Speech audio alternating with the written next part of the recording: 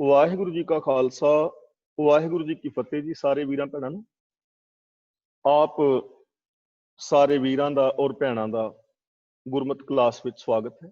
सब नूं जी आयां आख्या जांदा है।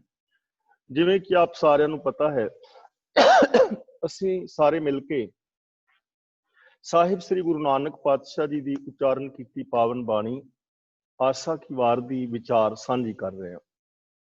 कल तक ਅਸੀਂ 21 ਪੌੜੀਆਂ ਦੀ ਵਿਚਾਰ ਸਾਂਝੀ ਕਰ ਚੁੱਕੇ ਹਾਂ। ਅੱਜ 22ਵੀਂ ਪੌੜੀ ਦੀ ਵਿਚਾਰ ਆਪ ਦੇ ਨਾਲ ਸਾਂਝੀ ਕਰ ਰਹੇ ਹਾਂ। ਇਸ ਪਾਵਨ ਪੌੜੀ ਦੇ ਨਾਲ ਜੋ ਸ਼ਲੋਕ ਨੇ ਉਹ ਸਾਹਿਬ ਸ੍ਰੀ ਗੁਰੂ ਅੰਗਦ ਦੇਵ ਜੀ ਦੇ ਉਚਾਰਨ ਕੀਤੇ ਹੋਏ ਹਨ, ਜਿਨ੍ਹਾਂ ਦੇ ਅੰਦਰ ਗੁਰੂਦੇਵ ਪਾਤਸ਼ਾਹ ਨੇ ਸਾਨੂੰ ਸਮਝਾਇਆ ਹੈ ਕਿ ਜੋ ਸੇਵਾ ਹੈ ਉਹ ਸੇਵਾ ਕਿਵੇਂ ਕਰਨੀ ਹੈ, ਔਰ ਸੰਸਾਰ ਦੇ ਅੰਦਰ ਜੋ ਸਾਡੇ ਨਾਤੇ ਨੇ ਉਹ ਸਾਡੇ ਕਿਵੇਂ ਨਿਭ ਸਕਦੇ ਨੇ, ਸਾਡੇ ਪਰਸਪਰ ਜੋ ਸੰਬੰਧ ਨੇ ਉਹਨਾਂ ਦੇ ਵਿੱਚੋਂ ਸੁੱਖ ਕਿਵੇਂ ਨਿਕਲ ਸਕਦਾ ਹੈ। ਤੀਜੀ ਗੱਲ ਦੱਸੀ ਹੈ ਕਿ ਜੇ ਮਨ ਵਿੱਚ ਕੁਝ ਹੋਰ ਹੈ ਔਰ ਮੁਖ ਦੇ ਅੰਦਰ ਕੁਝ ਹੋਰ ਹੈ ਤਾਂ ਐਸੀ ਹਾਲਾਤ ਦੇ ਅੰਦਰ ਕਦੇ ਸੁੱਖ ਸ਼ਾਂਤੀ ਪੈਦਾ ਨਹੀਂ ਹੁੰਦੀ, ਕਿਉਂਕਿ ਜ਼ਬਾਨ ਦੇ ਨਾਲ ਕੀਤੀਆਂ ਹੋਈਆਂ ਗੱਲਾਂ ਹਵਾ ਦੀ ਤਰ੍ਹਾਂ ਵਿਅਰਥ ਹੁੰਦੀਆਂ ਨੇ। ਜੋ ਕੁਝ ਕਿਸੇ ਦੀ ਮਾਨਸਿਕਤਾ ਵਿੱਚ ਹੁੰਦਾ ਹੈ ਆਖਿਰ ਉਹ ਪ੍ਰਗਟ ਹੋ ਜਾਂਦਾ ਹੈ। ਔਰ ਗੁਰੂਦੇਵ ਪਾਤਸ਼ਾਹ ਜੀ ਨੇ ਸਾਨੂੰ ਇਹ ਵੀ ਸਮਝਾਇਆ ਹੈ ਕਿ ਜੇ ਅਸੀਂ ਕੋਈ ਵਸਤੂ ਕਿਸੇ ਦੂਜੀ ਵਸਤੂ ਵਿੱਚ ਪਾਉਣਾ ਚਾਹੁੰਦੇ ਹਾਂ ਤਾਂ ਸਾਨੂੰ ਪਹਿਲੀ ਵਸਤੂ ਵੱਖਰੀ ਕਰਨੀ ਪਵੇਗੀ। ਯਾਨੀ ਜੇ ਅਸੀਂ ਚਾਹੁੰਦੇ ਹਾਂ ਕਿ ਸਾਡੇ ਅੰਦਰ ਸ਼ੁਭ ਗੁਣ ਸੁਖ ਸ਼ਾਂਤੀ ਪੈਦਾ ਹੋਵੇ ਤਾਂ ਸਾਨੂੰ ਆਪਣੇ ਮਨ ਦੇ ਅੰਦਰੋਂ ਔਗਣ ਵਿਕਾਰ ਔਰ ਅਸ਼ਾਂਤੀ ਨੂੰ ਪਾਸੇ ਕਰਨਾ ਹੋਵੇਗਾ। ਆਓ ਬੜੇ ਪਿਆਰ ਦੇ ਨਾਲ ਵਿਚਾਰ ਕਰਨ ਦਾ ਯਤਨ ਕਰੀਏ। ਧੰਨ ਗੁਰੂ ਅੰਗਦ ਪਾਤਸ਼ਾਹ ਜੀ ਪਹਿਲਾ ਬਚਨ ਕਰਦੇ ਹਨ, ਚਾਕਰ ਲੱਗੈ ਚਾਕਰੀ ਨਾਲੇ ਗਾਰ ਬਵਾਦ, ਗੱਲਾਂ ਕਰੇ ਕਨੇਰੀਆਂ ਖਸਮ ਨਾ ਪਾਏ ਸਾਧ, ਆਪ ਗਵਾਏ ਸੇਵਾ ਕਰੇ ਤਾਂ ਕਿਛ ਪਾਏ ਮਾਨ, ਨਾਨਕ ਜਿਸ ਨੂੰ ਲੱਗਾ ਤਿਸ ਮਿਲੇ ਲੱਗਾ ਸੋ ਪ੍ਰਵਾਨ। ਚਾਕਰ ਦਾ ਮਤਲਬ ਸੇਵਕ ਤੇ ਗਾਰਬ ਦਾ ਮਤਲਬ ਹੈ ਅਹੰਕਾਰ। ਵਾਦ ਦਾ ਅਰਥ ਹੈ ਝਗੜਾ, ਬਹਿਸ ਕਰਨਾ। ਗੁਰੂ ਜੀ ਕਹਿੰਦੇ ਹਨ ਕਿ ਜੇ ਕੋਈ ਸੇਵਕ ਮਾਲਕ ਦੀ ਨੌਕਰੀ ਵੀ ਕਰੇ, ਕੋਈ ਨੌਕਰੀ ਵੀ ਕਰੇ ਔਰ ਨੌਕਰੀ ਕਰਦਾ ਹੋਇਆ ਹੰਕਾਰ ਭਰੀਆਂ ਗੱਲਾਂ ਵੀ ਕਰੇ ਔਰ ਨਾਲ ਆਪਣੇ ਮਾਲਕ ਦੇ ਝਗੜਾ ਵੀ ਕਰੇ ਤਾਂ ਉਹਦੇ ਨਾਲ ਕੀ ਹੋਏਗਾ? ਗੱਲਾਂ ਕਰੇ ਕਨੇਰੀਆਂ ਖਸਮ ਨਾ ਪਾਏ ਸਾਧ। ਇੱਥੇ ਸਾਧ ਦਾ ਮਤਲਬ ਹੈ ਪ੍ਰਸੰਨਤਾ, ਕਿ ਜੋ ਬਹੁਤ ਸਾਰੀਆਂ ਚਲਾਕੀ ਦੀਆਂ ਗੱਲਾਂ ਕਰੇ, ਹੰਕਾਰ ਕਰੇ, ਆਪਣੇ ਮਾਲਕ ਦੇ ਨਾਲ ਝਗੜਾ ਕਰੇ ਤਾਂ ਉਹ ਖਸਮ ਦੀ ਮਾਲਕ ਦੀ ਪ੍ਰਸੰਨਤਾ ਨਹੀਂ ਪਾ ਸਕਦਾ। ਪ੍ਰਸੰਨਤਾ ਪਾਉਣ ਵਾਸਤੇ ਤਾਂ ਕੇਵਲ ਸੇਵਕ ਦਾ ਫਰਜ਼ ਹੈ ਕਿ ਉਹ ਮਾਲਕ ਜਿਵੇਂ ਕਹਿੰਦਾ ਹੈ ਉਹਦੇ ਅਨੁਸਾਰ ਉਹ ਕਰਮ ਕਰੇ ਤਾਂ ਫਿਰ ਮਾਲਕ ਦੀ ਪ੍ਰਸੰਨਤਾ ਮਿਲ ਸਕਦੀ ਹੈ। ਜਿਸ ਤਰ੍ਹਾਂ ਅਸੀਂ ਪਿਛਲੀ ਪੌੜੀ ਵਿੱਚ ਵਿਚਾਰ ਕੀਤਾ ਸੀ, ਆਪ ਨੂੰ ਗੁਲਾਮ ਖਰੀਦਣ ਵਾਲੀ ਕਹਾਣੀ ਸੁਣਾਈ ਸੀ। ਸੇਵਕ ਦੀ ਆਪਣੀ ਕੋਈ ਮਰਜ਼ੀ ਨਹੀਂ ਹੁੰਦੀ, ਮਰਜ਼ੀ ਮਾਲਕ ਦੀ ਚੱਲਦੀ ਹੈ। ਤੇ ਜੋ ਮਾਲਕ ਦੀ ਮਰਜ਼ੀ ਮੁਤਾਬਕ ਸੇਵਕ ਕਰਮ ਕਰਦਾ ਹੈ ਉਹ ਸੇਵਕ ਪ੍ਰਸੰਨਤਾ ਪਾ ਲੈਂਦਾ ਹੈ। ਤਾਂ ਹੁਣ ਗੁਰੂ ਪਾਤਸ਼ਾਹ ਜੀ ਸਾਨੂੰ ਸਮਝਾ ਰਹੇ ਹਨ, ਆਪ ਗਵਾਏ ਸੇਵਾ ਕਰੇ ਤਾਂ ਕਿਛ ਪਾਏ ਮਾਨ। ਜੇ ਸੇਵਕ ਆਪਣਾ ਆਪਾ ਗਵਾਏ ਯਾਨੀ ਆਪਣੀ ਈਗੋ ਹੰਕਾਰ ਨੂੰ ਛੱਡੇ, ਈਗੋ ਹੰਕਾਰ ਛੱਡ ਕੇ ਸੇਵਾ ਕਰੇ ਤਾਂ ਉਹ ਮਾਲਕ ਤੋਂ ਮਾਨ ਪਾ ਸਕਦਾ ਹੈ, ਸਤਿਕਾਰ ਪਾ ਸਕਦਾ ਹੈ। ਨਾਨਕ ਜਿਸ ਨੂੰ ਲੱਗਾ ਤਿਸ ਮਿਲੇ। ਜਿਸ ਨੂੰ ਲੱਗਾ ਦਾ ਮਤਲਬ ਜਿਸ ਦੀ ਉਹ ਸੇਵਾ ਕਰ ਰਿਹਾ ਹੈ ਉਹਦੇ ਨਾਲ ਹਮੇਸ਼ਾ ਮਿਲਿਆ ਰਹੇ। ਲੱਗਾ ਸੋ ਪ੍ਰਵਾਨ, ਉਹ ਸੇਵਕ ਸੇਵਾ ਦੇ ਅੰਦਰ ਲੱਗਾ ਹੋਇਆ ਪ੍ਰਵਾਨ। ਹੁਣ ਪਹਿਲੀ ਦੁਨਿਆਵੀ ਮਿਸਾਲ ਦਿੱਤੀ ਹੈ ਕਿ ਜਿਵੇਂ ਕੋਈ ਆਮ ਬੰਦਾ ਹੈ ਆਪਣੇ ਬੌਸ ਦੇ ਨਾਲ ਝਗੜਾ ਕਰੇ, ਚਲਾਕੀਆਂ ਕਰੇ, ਹੰਕਾਰ ਕਰੇ, ਆਪਣੇ ਮਾਲਕ ਨਾਲੋਂ ਵੱਡਾ ਬਣਨ ਦਾ ਯਤਨ ਕਰੇ ਤਾਂ ਉਹ ਕਦੇ ਵੀ ਆਪਣੇ ਬੌਸ ਦੀ ਪ੍ਰਸੰਨਤਾ ਨਹੀਂ ਪਾ ਸਕਦਾ। ਇਸੇ ਤਰ੍ਹਾਂ ਜੇ ਅਸੀਂ ਗੁਰੂ ਦੇ ਨਾਲ ਜੁੜੇ ਹਾਂ, ਰੱਬ ਦੇ ਨਾਲ ਜੁੜੇ ਹਾਂ, ਤਾਂ ਫਿਰ ਸਾਨੂੰ ਆਪਾ ਭਾਵ ਗਵਾਉਣਾ ਪਵੇਗਾ। ਆਪਾ ਭਾਵ ਗਵਾ ਕੇ, ਚਲਾਕੀਆਂ ਛੱਡ ਕੇ, ਚਤੁਰਾਈਆਂ ਛੱਡ ਕੇ ਸੇਵਾ ਕਰਾਂਗੇ ਤਾਂ ਮਾਨ ਪਾ ਸਕਾਂਗੇ। ਤੇ ਨਾਲ ਕਹਿੰਦੇ ਨੇ, ਨਾਨਕ ਜਿਸ ਨੂੰ ਲੱਗਾ ਤਿਸ ਮਿਲੇ। ਜਿਸ ਦੀ ਸੇਵਾ ਵਿੱਚ ਲੱਗਾ ਹੋਇਆ ਨਾ, ਉਹਦੇ ਵਿੱਚ ਹੀ ਮਿਲ ਜਾਏ, ਉਹਦੇ ਅੰਦਰ ਅਪੇਦ ਹੋ ਜਾਏ। ਉਹ ਸੇਵਕ ਸੇਵਾ ਦੇ ਅੰਦਰ ਲੱਗਾ ਹੋਇਆ ਪ੍ਰਵਾਨ ਹੈ, ਜੋ ਮਾਲਕ ਵਰਗਾ ਹੀ ਹੋ ਜਾਏ। ਅਸੀਂ ਦੇਖਦੇ ਹਾਂ ਇਤਿਹਾਸ ਵਿੱਚ ਭਾਈ ਲਹਿਣਾ ਜੀ ਗੁਰੂ ਅੰਗਦ ਦੇਵ ਜੀ ਦੇ ਪਾਵਨ ਚਰਨਾਂ ਵਿੱਚ ਆਉਂਦੇ ਨੇ, ਔਰ ਭਾਈ ਲਹਿਣਾ ਜੀ ਗੁਰੂ ਨਾਨਕ ਪਾਤਸ਼ਾਹ ਜੀ ਦੀ ਸੇਵਾ ਵਿੱਚ ਹਾਜ਼ਰ ਹੁੰਦੇ ਨੇ। ਉਹ ਜੋ ਵੀ ਬਚਨ ਕਰਦੇ ਹਨ, ਉਹਨਾਂ ਬਚਨਾਂ ਨੂੰ ਪ੍ਰਵਾਨ ਕਰਦੇ ਨੇ, ਕਿਉਂਕਿ ਉਹਨਾਂ ਨੂੰ ਪਤਾ ਹੈ ਮੇਰਾ ਗੁਰੂ ਪੂਰਾ ਹੈ, ਮੇਰੇ ਗੁਰੂ ਦੇ ਅੰਦਰ ਕੋਈ ਅਧੂਰਾਪਨ ਨਹੀਂ ਹੈ। ਫਿਰ ਗੁਰੂ ਜੀ ਦੇ ਪਾਵਨ ਚਰਨਾਂ ਵਿੱਚ ਰਹਿ ਕੇ ਉਹਨਾਂ ਨੇ ਗੁਰੂ ਨਾਨਕ ਦੇਵ ਜੀ ਦੀ ਸਾਰੀ ਮੁਕੰਮਲ ਵਿਚਾਰਧਾਰਾ ਨੂੰ ਪੜ੍ਹਿਆ, ਸੁਣਿਆ, ਵਾਚਿਆ ਹੈ, ਗੁਰੂ ਜੀ ਤੋਂ ਸਿੱਖਿਆ ਹੈ। ਰਾਜਨੀਤਿਕ, ਧਾਰਮਿਕ, ਆਰਥਿਕ, ਸਮਾਜਿਕ, ਸਰੀਰਕ, ਮਾਨਸਿਕ, ਬੌਧਿਕ, ਆਤਮਿਕ, ਪਰਿਵਾਰਕ ਔਰ ਵਿਵਹਾਰਕ ਤੌਰ ਤੇ ਮੁਕੰਮਲ ਜੋ ਗੁਰੂ ਨਾਨਕ ਦੇਵ ਜੀ ਦੀ ਵਿਚਾਰਧਾਰਾ ਹੈ, ਉਹਨੂੰ ਗੁਰੂ ਨਾਨਕ ਪਾਤਸ਼ਾਹ ਤੋਂ ਸਿੱਖਿਆ ਹੈ। ਔਰ ਸਿੱਖਿਆ ਹੀ ਨਹੀਂ, ਉਹਨੂੰ ਅਪਣਾਇਆ ਹੈ। ਆਪਣੀ ਈਗੋ, ਆਪਣੇ ਵਿਚਾਰਾਂ ਨੂੰ ਛੱਡ ਕੇ ਗੁਰੂ ਨਾਨਕ ਦੇਵ ਦੇ ਵਿਚਾਰਾਂ ਨੂੰ ਹੀ ਅਪਣਾ ਲਿਆ। ਤੇ ਆਖਿਰ ਗੁਰੂ ਨਾਨਕ ਦੇਵ ਜੀ ਮਹਾਰਾਜ ਨੇ ਗੁਰਿਆਈ ਗੱਦੀ ਬਖਸ਼ਿਸ਼ ਕੀਤੀ ਹੈ। ਉਹ ਗੁਰੂ ਨਾਨਕ ਪਾਤਸ਼ਾਹ ਜੋ ਜੋਗੀਆਂ ਅੱਗੇ ਨਹੀਂ ਝੁਕਦੇ, ਜੋ ਤਾਂਤਰਿਕਾਂ ਅੱਗੇ ਨਹੀਂ ਝੁਕਦੇ, ਜੋ ਬਾਬਰ ਨੂੰ ਜਾਬਰ ਕਹਿੰਦੇ ਨੇ, ਕਿਸੇ ਬਾਦਸ਼ਾਹ ਅੱਗੇ ਨਹੀਂ ਝੁਕਦੇ, ਉਹ ਸਾਹਿਬ ਸ੍ਰੀ ਗੁਰੂ ਨਾਨਕ ਪਾਤਸ਼ਾਹ ਜੀ ਮਹਾਰਾਜ ਆਪਣੇ ਹੀ ਸੇਵਕ ਭਾਈ ਲਹਿਣਾ ਜੀ ਦੇ ਚਰਨਾਂ ਵਿੱਚ ਮੱਥਾ ਟੇਕ ਦਿੰਦੇ ਨੇ। ਤਾਂ ਕਿੰਨੇ ਮਹਾਨ ਹੋਣਗੇ ਭਾਈ ਲਹਿਣਾ ਜੀ। ਯਾਨੀ ਉਹ ਸੇਵਕ ਮਾਨ ਪਾ ਸਕਦਾ ਹੈ ਜਿਸ ਦੇ ਨਾਲ ਲੱਗਾ ਹੈ, ਉਹਦੇ ਅੰਦਰ ਮਿਲ ਕੇ ਉਹਦਾ ਹੀ ਰੂਪ ਹੋ ਜਾਏ। ਇਸ ਲਈ ਅਸੀਂ ਰੱਬ ਦੀ ਸੇਵਾ ਕਰਨੀ ਹੈ, ਰੱਬ ਦੀ ਸ਼ਰਨ ਵਿੱਚ ਆਉਣਾ ਹੈ, ਤਾਂ ਰੱਬ ਵਰਗੇ ਹੋ ਜਾਣਾ। ਅਸੀਂ ਗੁਰੂ ਦੇ ਚਰਨਾਂ ਵਿੱਚ ਜੁੜਨਾ ਹੈ, ਤਾਂ ਅਸੀਂ ਗੁਰਬਾਣੀ ਵਰਗੇ ਬਣਨਾ ਹੈ। ਗੁਰਬਾਣੀ ਅਸੀਂ ਕਿਉਂ ਪੜ੍ਹ ਰਹੇ ਹਾਂ? ਕਿ ਅਸੀਂ ਗੁਰਬਾਣੀ ਵਰਗੇ ਬਣ ਜਾਈਏ। ਗੁਰਬਾਣੀ ਦੀ ਇੱਕ ਪਾਵਨ ਤੁਕ ਹੈ, ਆਪ ਜੀ ਬਚਨ ਕਰਦੇ ਨੇ, ਸਤਿਗੁਰ ਕੀ ਬਾਣੀ ਸਤ ਸਰੂਪ ਹੈ। ਗੁਰਬਾਣੀ ਬਣੀ ਹੈ, ਜੋ ਗੁਰੂ ਦੀ ਪਾਵਨ ਬਾਣੀ ਹੈ ਨਾ, ਇਹ ਰੱਬ ਦਾ ਹੀ ਰੂਪ ਹੈ, ਗੁਰੂ ਦਾ ਹੀ ਰੂਪ ਹੈ। ਸਾਨੂੰ ਗੁਰਬਾਣੀ ਵਰਗੇ ਬਣਨਾ ਚਾਹੀਦਾ ਹੈ। ਤਾਂ ਜੋ ਗੁਰੂ ਦੀ ਪਾਵਨ ਬਾਣੀ ਨੂੰ ਪੜ੍ਹਦੇ ਆਂ, ਵਿਚਾਰਦੇ ਆਂ, ਅਪਣਾਉਂਦੇ ਆਂ, ਗੁਰਬਾਣੀ ਵਰਗਾ ਬਣ ਗਿਆ। ਜਿਸ ਨੇ ਗੁਰਬਾਣੀ ਵਰਗਾ ਜੀਵਨ ਬਣਾ ਲਿਆ, ਉਹ ਲੱਗਾ ਹੋਇਆ ਪ੍ਰਵਾਨ। ਤੇ ਜੇ ਕੋਈ ਆਪਣੀਆਂ ਦਲੀਲਾਂ ਦੇਈ ਜਾਏ ਤੇ ਗੁਰਮਤਿ ਅਨੁਸਾਰ ਜ਼ਿੰਦਗੀ ਨਾ ਜੀਵੇ, ਤਾਂ ਉਹ ਬੰਦਾ ਪ੍ਰਵਾਨ ਨਹੀਂ ਹੋਏਗਾ, ਉਹਨੂੰ ਮਾਲਕ ਦੀ ਪ੍ਰਸੰਨਤਾ ਨਹੀਂ ਮਿਲੇਗੀ। ਹਾਂ, ਗੱਲੀ ਬਾਤੀ ਉਹ ਆਪ ਜੋ ਮਰਜ਼ੀ ਬਣਿਆ ਰਹੇ, ਮੀਆਂ ਮਿੱਠੂ ਬਣਿਆ ਰਹੇ, ਲੋਕਾਂ ਨੂੰ ਇਮੋਸ਼ਨਲ ਬਲੈਕਮੇਲ ਕਰਦਾ ਰਹੇ, ਆਪਣੇ ਆਪ ਨੂੰ ਧੋਖਾ ਦਿੰਦਾ ਰਹੇ, ਆਪਣੇ ਆਪ ਨੂੰ ਧੋਖੇ ਵਿੱਚ ਰੱਖੇ, ਇਹ ਇੱਕ ਵੱਖਰੀ ਗੱਲ ਹੈ। ਲੇਕਿਨ ਖਸਮ ਦੀ ਪ੍ਰਸੰਨਤਾ, ਮਾਲਕ ਦੀ ਪ੍ਰਸੰਨਤਾ ਨਹੀਂ ਮਿਲੇਗੀ। ਗੁਰੂ ਨਾਨਕ ਪਾਤਸ਼ਾਹ ਜੀ ਦੀ ਪ੍ਰਸੰਨਤਾ ਬਾਬਾ ਸ੍ਰੀ ਚੰਦ ਜੀ ਨਹੀਂ ਪਾ ਸਕੇ। ਤਾਂ ਅਗਲਾ ਬਚਨ ਸਾਹਿਬ ਸ੍ਰੀ ਗੁਰੂ ਅੰਗਦ ਦੇਵ ਜੀ ਕਰਦੇ ਹਨ, ਜੋ ਜੀਏ ਹੋਏ ਸੋ ਉਗਵੈ, ਮੂੰਹ ਕਾ ਕਹਿਆ ਵਾਓ। ਜੋ ਜੀ ਹੋਏ, ਜੋ ਜੀ ਦੇ ਅੰਦਰ ਹੁੰਦਾ ਹੈ, ਚਿੱਤ ਵਿੱਚ ਹੁੰਦਾ ਹੈ, ਉਹ ਉਗਦਾ ਹੈ, ਉਹ ਫਲੀਭੂਤ ਹੁੰਦਾ ਹੈ, ਪ੍ਰਗਟ ਹੋ ਜਾਂਦਾ ਹੈ। ਮੂੰਹ ਕਾ ਕਹਿਆ ਵਾਓ, ਵਾਓ ਦਾ ਮਤਲਬ ਮੂੰਹ ਦੇ ਵਿੱਚੋਂ ਜਿਹੜੀ ਗੱਲ ਕੀਤੀ ਹੋਈ ਹੈ ਨਾ, ਉਹ ਤਾਂ ਹਵਾ ਦੀ ਤਰ੍ਹਾਂ ਹੈ, ਬੇਕਾਰ ਹੈ, ਵਿਅਰਥ ਹੈ। ਹਵਾ ਦੀ ਫੂਕ, ਮੂੰਹ ਦੇ ਵਿੱਚੋਂ ਮਾਰੀ ਹੋਈ ਫੂਕ ਦੀ ਤਰ੍ਹਾਂ ਹੈ।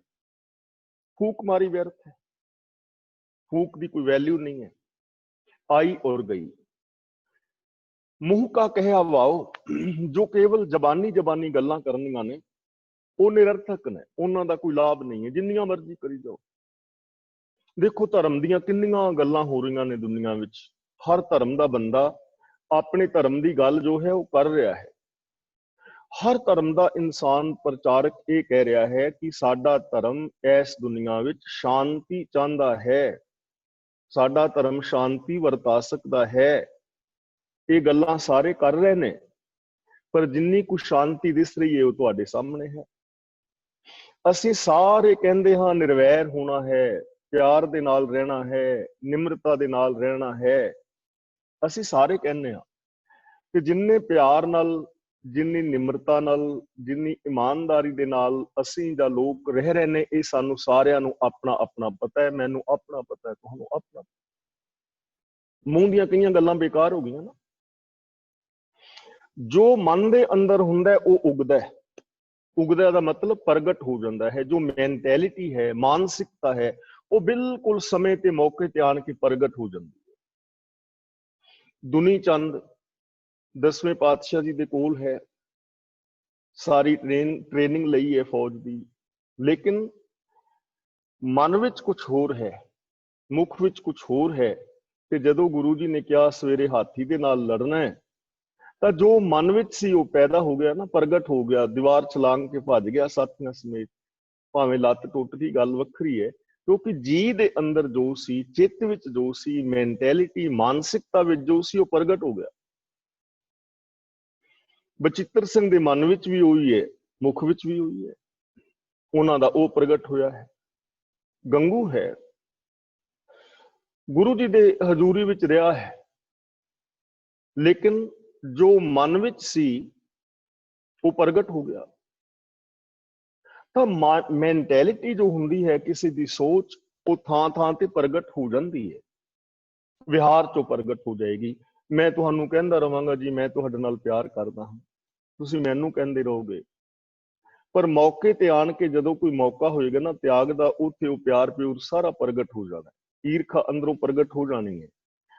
ਜਿੰਨੇ ਮਰਜ਼ੀ ਅਸੀਂ ਨਿਮਾਣੇ ਜੇ ਮਿੱਠੇ ਜੇ ਬਣੇ ਹੋਈਏ, ਪਰ ਜਦੋਂ ਕੋਈ ਛੋਟੀ ਜੀ ਗੱਲ ਕਹਿੰਦਾ, ਨਾਲ ਦੇ ਨਾਲ ਅੱਖਾਂ ਲਾਲ ਹੋ ਜਾਂਦੀਆਂ ਨੇ, ਮੱਥੇ ਤੇ ਤਿਉੜੀ ਪੈ ਜਾਂਦੀ ਏ, ਬਚਨ ਕੌੜੇ ਹੋ ਜਾਂਦੇ ਨੇ, ਗੁੱਸਾ ਆ ਜਾਂਦਾ, ਕਿਉਂਕਿ ਅੰਦਰ ਤੇ ਗੁੱਸਾ ਭਰਿਆ। ਤਾਂ ਜੋ ਮਨ ਦੇ ਅੰਦਰ ਹੈ, ਜੈਸੀ ਸੋਚ ਹੈ, ਉਹ ਇਸ ਜੀਵਨ ਵਿੱਚ ਪ੍ਰਗਟ ਹੁੰਦੀ ਹੈ। ਜ਼ਬਾਨੀ ਗੱਲਾਂ ਦੇ ਨਾਲ ਕੁਝ ਨਹੀਂ ਮਿਲਦਾ। ਤੇ ਅਗਲਾ ਬਚਨ ਹੁਣ ਕਰਕੇ ਸਾਨੂੰ ਸਮਝਾ ਰਹੇ ਨੇ, ਬੀਜੈ ਬਿਖ, ਬਿਖ ਦਾ ਮਤਲਬ ਜ਼ਹਿਰ। ਹੁਣ ਜੇ ਕੋਈ ਬੀਜ ਤੇ ਜ਼ਹਿਰ ਦੇ ਬੀਜੇ, ਮੰਗੇ ਅੰਮ੍ਰਿਤ, ਤੇ ਮੰਗੇ ਉਹਦੇ ਤੋਂ ਅੰਮ੍ਰਿਤ ਮੰਗੇ ਕਿ ਮੈਨੂੰ ਅੰਮ੍ਰਿਤ ਮਿਲੇ। ਗੁਰੂ ਜੀ ਕਹਿੰਦੇ ਨੇ ਵੇਖੋ ਇਹ ਨਿਆਓ, ਇਹ ਨਿਆਂ ਵੇਖੋ ਬੰਦੇ ਦਾ, ਇਹ ਕੋਈ ਇਨਸਾਫ ਦੀ ਗੱਲ ਹੈ। ਜ਼ਹਿਰ ਦੇ ਬੀਜ ਬੀਜ ਕੇ ਤੇ ਕੋਈ ਆਖੇ ਮੈਂ ਅੰਮ੍ਰਿਤ ਦੇ ਬੀਜ ਬੀਜੇ ਨੇ, ਇਸ ਪੇੜ ਤੋਂ ਅੰਮ੍ਰਿਤ ਲੱਗੇ, ਤਾਂ ਕਿਵੇਂ ਲੱਗੇਗਾ? ਕਿਉਂਕਿ ਬੀਜ ਨੇ ਉਗਣਾ, ਜੋ ਮਿੱਟੀ ਵਿੱਚ ਦੱਬਿਆ ਗਿਆ ਹੈ ਉਸ ਬੀਜ ਨੇ ਅੰਕੁਰ ਮਾਰਨਾ, ਉਹਨੇ ਪੇੜ ਬਣਨਾ, ਉਹਨੇ ਪੌਦਾ ਬਣਨਾ, ਉਹਦੇ ਨਾਲ ਉਹੋ ਜਿਹੇ ਫਲ ਲੱਗਣਗੇ। ਹੁਣ ਮੈਂਟੈਲਿਟੀ, ਮਾਨਸਿਕਤਾ ਦੇ ਅੰਦਰ ਤੇ ਜ਼ਹਿਰ ਬੀਜੀ ਹੈ, ਈਰਖਾ, ਲੋਭ, ਕ੍ਰੋਧ, ਮੋਹ, ਚੁਗਲੀ, ਨਿੰਦਾ, ਝੂਠ, ਫਰੇਬ, ਮਨ ਦੇ ਅੰਦਰ ਤੇ ਇਹ ਬੀਜਿਆ ਹੋਇਆ। ਤੇ ਬੰਦਾ ਚਾਹੁੰਦਾ ਹੈ ਮੈਨੂੰ ਅੰਮ੍ਰਿਤ ਮਿਲੇ, ਮੈਨੂੰ ਸੁੱਖ ਮਿਲੇ, ਆਤਮਿਕ ਜੀਵਨ ਮਿਲੇ, ਤਾਂ ਕਿਵੇਂ ਮਿਲੇਗਾ? ਨਹੀਂ ਮਿਲ ਸਕਦਾ। ਬਾਬਾ ਫਰੀਦ ਜੀ ਨੇ ਬੜੇ ਪਿਆਰ ਨਾਲ ਸਮਝਾਇਆ, ਕਹਿਣ ਲੱਗੇ ਵੇਖੋ ਬੰਦੇ ਦੀ ਅਣਜਾਣਪੁਣਾ, ਲੋੜੇ ਦਾਖ ਬਿਜੋਰੀਆਂ, ਕਿੱਕਰ ਬੀਜੈ ਜੱਟ। ਚਾਹੁੰਦਾ ਹੈ ਕਿ ਮੈਨੂੰ ਬਿਜੌਰ ਇਲਾਕੇ ਦੀਆਂ ਦਾਖਾਂ ਮਿਲਣ, ਅੰਗੂਰ ਮਿਲੇ, ਮੈਨੂੰ ਅੰਗੂਰ ਮਿਲਣ, ਦਾਖਾਂ ਮਿਲਣ, ਤੇ ਬੀਜ ਬੀਜ ਰਿਹਾ ਕਿਕਰੀਆਂ ਦੇ। ਹੁਣ ਕਿਕਰਾਂ ਦੇ ਬੀਜ ਬੀਜ ਕੇ ਦਾਖਾਂ ਨਹੀਂ ਨਾ ਮਿਲ ਸਕਦੀਆਂ, ਅੰਗੂਰ ਨਹੀਂ ਨਾ ਮਿਲ ਸਕਦੇ। ਹੰਡ ਹੈ ਉੱਨ ਕਤਾਏ ਦਾ, ਪੈਂਦਾ ਲੋੜੇ ਪੱਟ, ਪੱਟ ਦਾ ਮਤਲਬ ਰੇਸ਼ਮ। ਭੇਡਾਂ ਦੀ ਉੱਨ ਮੁੰਨ ਕੇ ਤੇ ਉਸ ਭੇਡਾਂ ਦੀ ਉੱਨ ਨੂੰ ਕੱਤ ਲਿਆ ਹੈ, ਉੱਨ ਕਤਾ ਕੇ ਤੇ ਜਾ ਰਿਹਾ ਹੈ ਖੱਡੀ ਵਾਲੇ ਦੇ ਕੋਲ, ਜੁਲਾਹੇ ਵੀਰ ਨੂੰ ਜਾ ਕੇ ਕਹਿੰਦਾ ਮੈਨੂੰ ਰੇਸ਼ਮ ਦੇ ਕੱਪੜੇ ਬਣਾ ਦੇ। ਹੁਣ ਉੱਨ ਦੇ ਨਾਲ ਤਾਂ ਰੇਸ਼ਮ ਦੇ ਕੱਪੜੇ ਨਹੀਂ ਨਾ ਬਣਨੇ, ਗਰਮ ਕੱਪੜੇ ਬਣ ਸਕਦੇ ਨੇ, ਰੇਸ਼ਮ ਦੇ ਕੱਪੜੇ ਨਹੀਂ ਬਣਨਗੇ। ਰੇਸ਼ਮ ਦੇ ਕੱਪੜੇ ਚਾਹੁੰਦਾ ਹੈ ਤਾਂ ਫਿਰ ਰੇਸ਼ਮ ਦਾ ਧਾਗਾ ਚਾਹੀਦਾ ਹੈ। ਜੇ ਅੰਗੂਰ ਖਾਣਾ ਚਾਹੁੰਦਾ ਹੈ ਤੇ ਅੰਗੂਰ ਦੇ ਬੀਜ ਬੀਜਣੇ ਪੈਣਗੇ। ਇਸੇ ਤਰ੍ਹਾਂ ਜੇ ਅਸੀਂ ਸੁੱਖ ਚਾਹੁੰਦੇ ਹਾਂ ਕਿ ਸਾਡੀ ਜ਼ਿੰਦਗੀ ਵਿੱਚ ਆਤਮਿਕ ਜੀਵਨ ਪੈਦਾ ਹੋਵੇ, ਖੁਸ਼ੀਆਂ ਪੈਦਾ ਹੋਣ, ਤਾਂ ਫਿਰ ਸਾਨੂੰ ਆਪਣੀ ਮੈਂਟੈਲਿਟੀ, ਮਾਨਸਿਕਤਾ ਦੇ ਅੰਦਰ ਅੰਮ੍ਰਿਤ ਬੀਜਣਾ ਪਵੇਗਾ, ਸਤ ਸੰਤੋਖ ਦਇਆ ਧਰਮ ਆਦਿਕ ਸ਼ੁਭ ਗੁਣ ਬੀਜਣੇ ਪੈਣਗੇ, ਆਪਣੇ ਅੰਦਰ ਪ੍ਰੇਮ ਦਾ ਬੀਜ ਬੀਜਣਾ ਪਵੇਗਾ। ਤੇ ਗੁਰੂ ਜੀ ਕਹਿੰਦੇ ਨੇ ਹੁਣ ਮੂੰਹ ਦੇ ਅੰਦਰ ਤਾਂ ਸੱਚ ਹੈ ਕਿ ਸੱਚ ਬੋਲੋ, ਲੇਕਿਨ ਅੰਦਰ ਝੂਠ ਭਰਿਆ ਪਿਆ ਹੈ। ਮੂੰਹ ਤੋਂ ਕਹਿ ਰਿਹਾ ਹੈ ਪ੍ਰੇਮ ਕਰੋ, ਪਰ ਅੰਦਰ ਈਰਖਾ ਭਰੀ ਪਈ ਹੈ। ਐਸੀ ਜ਼ਿੰਦਗੀ ਦੇ ਨਾਲ ਕਦੇ ਸ਼ਾਂਤੀ ਨਹੀਂ ਮਿਲਦੀ, ਕਦੇ ਸਮਾਜ ਵਿੱਚ ਸੁਧਾਰ ਨਹੀਂ ਆਉਂਦਾ, ਕਦੇ ਪਰਿਵਾਰਾਂ ਵਿੱਚ ਏਕਤਾ ਨਹੀਂ ਹੁੰਦੀ। ਜੋ ਅੰਦਰ ਹੈ ਉਹਨੇ ਉਗਣਾ ਹੈ। ਇਸ ਲਈ ਅੰਦਰੋਂ ਬਾਹਰੋਂ ਇੱਕ ਹੋਣ ਦਾ ਉਪਦੇਸ਼ ਧੰਨ ਗੁਰੂ ਅੰਗਦ ਦੇਵ ਜੀ ਮਹਾਰਾਜ ਸਾਨੂੰ ਦੇ ਰਹੇ ਹਨ। ਜੇ ਅਸੀਂ ਚਾਹੁੰਦੇ ਹਾਂ ਕਿ ਸਾਡੀ ਜ਼ਿੰਦਗੀ ਵਿੱਚ ਸੁੱਖ ਸ਼ਾਂਤੀ ਆਨੰਦ ਖੇੜਾ ਪ੍ਰਸੰਨਤਾ ਆਵੇ ਤਾਂ ਸਾਨੂੰ ਅੰਦਰੋਂ ਬਾਹਰੋਂ ਇੱਕ ਹੋਣਾ ਚਾਹੀਦਾ ਹੈ। ਮਨ ਵਿੱਚ ਵੀ ਸੱਚ ਸ਼ੁਭ ਗੁਣ ਹੋਣ, ਬੋਲ ਵੀ ਸੱਚੇ ਔਰ ਗੁਣਾਂ ਵਾਲੇ ਹੋਣ, ਤੇ ਸਾਡੇ ਵਿਹਾਰ ਦੇ ਅੰਦਰ ਵੀ ਸ਼ੁਭ ਗੁਣ ਔਰ ਸੱਚ ਆਦਿਕ ਹੋਵੇ। ਅਗਲਾ ਬਚਨ ਕਰਦੇ ਨੇ, ਨਾਲ ਇਆਣੇ ਦੋਸਤੀ ਕਦੇ ਨਾ ਆਵੇ ਰਾਸ। ਇਆਣੇ ਦਾ ਮਤਲਬ ਅਣਜਾਣ, ਬੇਸਮਝ। ਬੇਸਮਝ ਬੱਚੇ ਦੇ ਨਾਲ ਜੇ ਤੁਸੀਂ ਦੋਸਤੀ ਕਰੋਗੇ ਤਾਂ ਰਾਸ ਨਹੀਂ ਆਏਗੀ, ਸਿਰੇ ਨਹੀਂ ਚੜੇਗੀ। ਅਣਜਾਣੇ ਦਾ ਮਤਲਬ ਅਣਜਾਣ, ਮੂਰਖ, ਜਿਹਨੂੰ ਸਮਝ ਨਹੀਂ ਹੈ। ਬੇਸਮਝ ਮੂਰਖ ਦੇ ਨਾਲ ਜੇ ਤੁਸੀਂ ਦੋਸਤੀ ਪਾਓਗੇ ਤਾਂ ਉਹ ਦੋਸਤੀ ਸਿਰੇ ਨਹੀਂ ਚੜੇਗੀ, ਉਸ ਦੋਸਤੀ ਦੇ ਵਿੱਚੋਂ ਸੁੱਖ ਨਹੀਂ ਉਪਜੇਗਾ। ਕਾਰਨ ਕੀ ਹੈ? ਜਿਹਾ ਜਾਣੈ ਤੇਹੋ ਵਰਤੈ, ਵੇਖੋ ਕੋ ਨਿਰਦਾਸ। ਨਿਰਦਾਸ ਦਾ ਮਤਲਬ ਨਿਰਣਾ ਕਰਕੇ ਵੇਖ ਲਓ ਕਿ ਉਹ ਬੇਸਮਝ ਬੰਦਾ ਜਿਹੋ ਜਿਹਾ ਜਾਣਦਾ ਹੈ, ਜਿਹੋ ਜਿਹੀ ਉਹਦੇ ਕੋਲ ਜਾਣਕਾਰੀ ਹੈ, ਉਸੇ ਤਰ੍ਹਾਂ ਹੀ ਉਹ ਵਰਤੇਗਾ, ਉਸੇ ਤਰ੍ਹਾਂ ਵਰਤੇਗਾ। ਨਿਰਣਾ ਕਰਕੇ ਵੇਖ ਲਓ, ਬਾਹਰੀ ਜ਼ਿੰਦਗੀ ਵਿੱਚ ਵੇਖ ਲਓ, ਕਿਸੇ ਤੋਂ ਪੁੱਛ ਲਓ, ਕਿਸੇ ਹੋਰ ਤੋਂ ਪੁੱਛ ਲਓ, ਆਪ ਨਿਰਣਾ ਕਰਕੇ ਵੇਖ ਲਓ। ਕਿਉਂਕਿ ਜਿਹਦੇ ਕੋਲ ਸਮਝ ਨਹੀਂ ਉਹ ਵਿਚਾਰਾ ਕੀ ਵਰਤੇਗਾ? ਉਹ ਕਦੇ ਵਰਤ ਨਹੀਂ ਸਕਦਾ ਠੀਕ, ਕਿਉਂਕਿ ਉਹਨੂੰ ਸਮਝ ਹੀ ਨਹੀਂ ਹੈ। ਗੁਰਦੇਵ ਪਾਤਸ਼ਾਹ ਅਗਲਾ ਬਚਨ ਕਰਦੇ ਨੇ ਤਾਂ ਇਹਦਾ ਭਾਵ ਇਹ ਹੋਇਆ ਕਿ ਜੇ ਅਸੀਂ ਚਾਹੁੰਦੇ ਹਾਂ ਕਿ ਸਾਡੀ ਜ਼ਿੰਦਗੀ ਦੇ ਅੰਦਰ ਸੁੱਖ ਸ਼ਾਂਤੀ ਪੈਦਾ ਹੋਵੇ ਤਾਂ ਇੱਥੇ ਅਣਜਾਣ ਦੀ ਦੋਸਤੀ ਨਹੀਂ ਕਰਨੀ। ਇਹ ਬਾਹਰੀ ਮਿਸਾਲ ਹੈ ਕਿ ਕਿਸੇ ਬੱਚੇ ਦੇ ਨਾਲ ਤੁਸੀਂ ਦੋਸਤੀ ਪਾਓ ਤਾਂ ਉਹ ਬੱਚਾ ਜਿੰਨੀ ਉਹਦੇ ਕੋਲ ਸਮਝ ਹੈ ਉਨੀ ਕਰੇਗਾ ਨਾ। ਹੁਣ ਬੱਚੇ ਨੂੰ ਤੁਸੀਂ ਕਹੋ ਕਿ ਅਸੀਂ ਕਾਰ ਲੈਣ ਜਾਣਾ ਤੇ ਕਿਹੜੀ ਕਾਰ ਲਿਆਈਏ, ਹੁਣ ਬੱਚਾ ਤੇ ਖਿਡੌਣੇ ਵਾਲੀ ਕਾਰ ਹੀ ਮੰਗੇਗਾ ਨਾ, ਉਹਨੂੰ ਸਮਝ ਉਨੀ ਹੈ। ਉਹ ਤੁਹਾਡੀ ਕਾਰ ਦੇ ਸ਼ੋਰੂਮ 'ਚ ਨਹੀਂ ਨਾ ਜਾਏਗਾ, ਕਿਉਂਕਿ ਉਹਨੂੰ ਉਸ ਕਾਰ ਨਾਲ ਕੋਈ ਲੈਣਾ ਦੇਣਾ ਨਹੀਂ। ਹੁਣ ਤੋਂ ਵੀ ਜਿਹੜੀ ਕਾਰ ਉਹ ਚਲਾ ਸਕਦਾ, ਉਹਨੂੰ ਤੇ ਉਹ ਚਾਹੀਦੀ। ਇੱਥੇ ਮੈਂ ਕੇਵਲ ਇਸ ਬੱਚੇ ਦੀ ਇੱਕ ਮਿਸਾਲ ਦੇ ਰਿਹਾ, ਲੇਕਿਨ ਇੱਥੇ ਅਣਜਾਣ ਦਾ ਮਤਲਬ ਅਣਜਾਣਾ ਹੈ, ਬੇਸਮਝ ਹੈ। ਕਿਸੇ ਪਾਗਲ ਦੇ ਨਾਲ ਦੋਸਤੀ ਕੀਤੀ ਹੋਈ ਗੜਬੜ ਕਰ ਦੇਵੇਗਾ। ਤਾਂ ਹੁਣ ਇੱਥੇ ਅਣਜਾਣਾ ਕਿਹਨੂੰ ਕਹਿ ਰਹੇ ਨੇ? ਸਾਡਾ ਅਣਜਾਣ ਮਨ। ਜੇ ਅਸੀਂ ਆਪਣੇ ਅਗਿਆਨੀ ਮਨ ਦੇ ਨਾਲ ਦੋਸਤੀ ਪਾਵਾਂਗੇ, ਮਨ ਦੀ ਹਰ ਗੱਲ ਨੂੰ ਮੰਨਾਂਗੇ, ਮਨ ਦੀ ਹਰ ਗੱਲ ਨੂੰ ਫੋਲੋ ਕਰਾਂਗੇ, ਤਾਂ ਜੀਵਨ ਵਿੱਚ ਸੁੱਖ ਪੈਦਾ ਹੋਏਗਾ ਨਹੀਂ।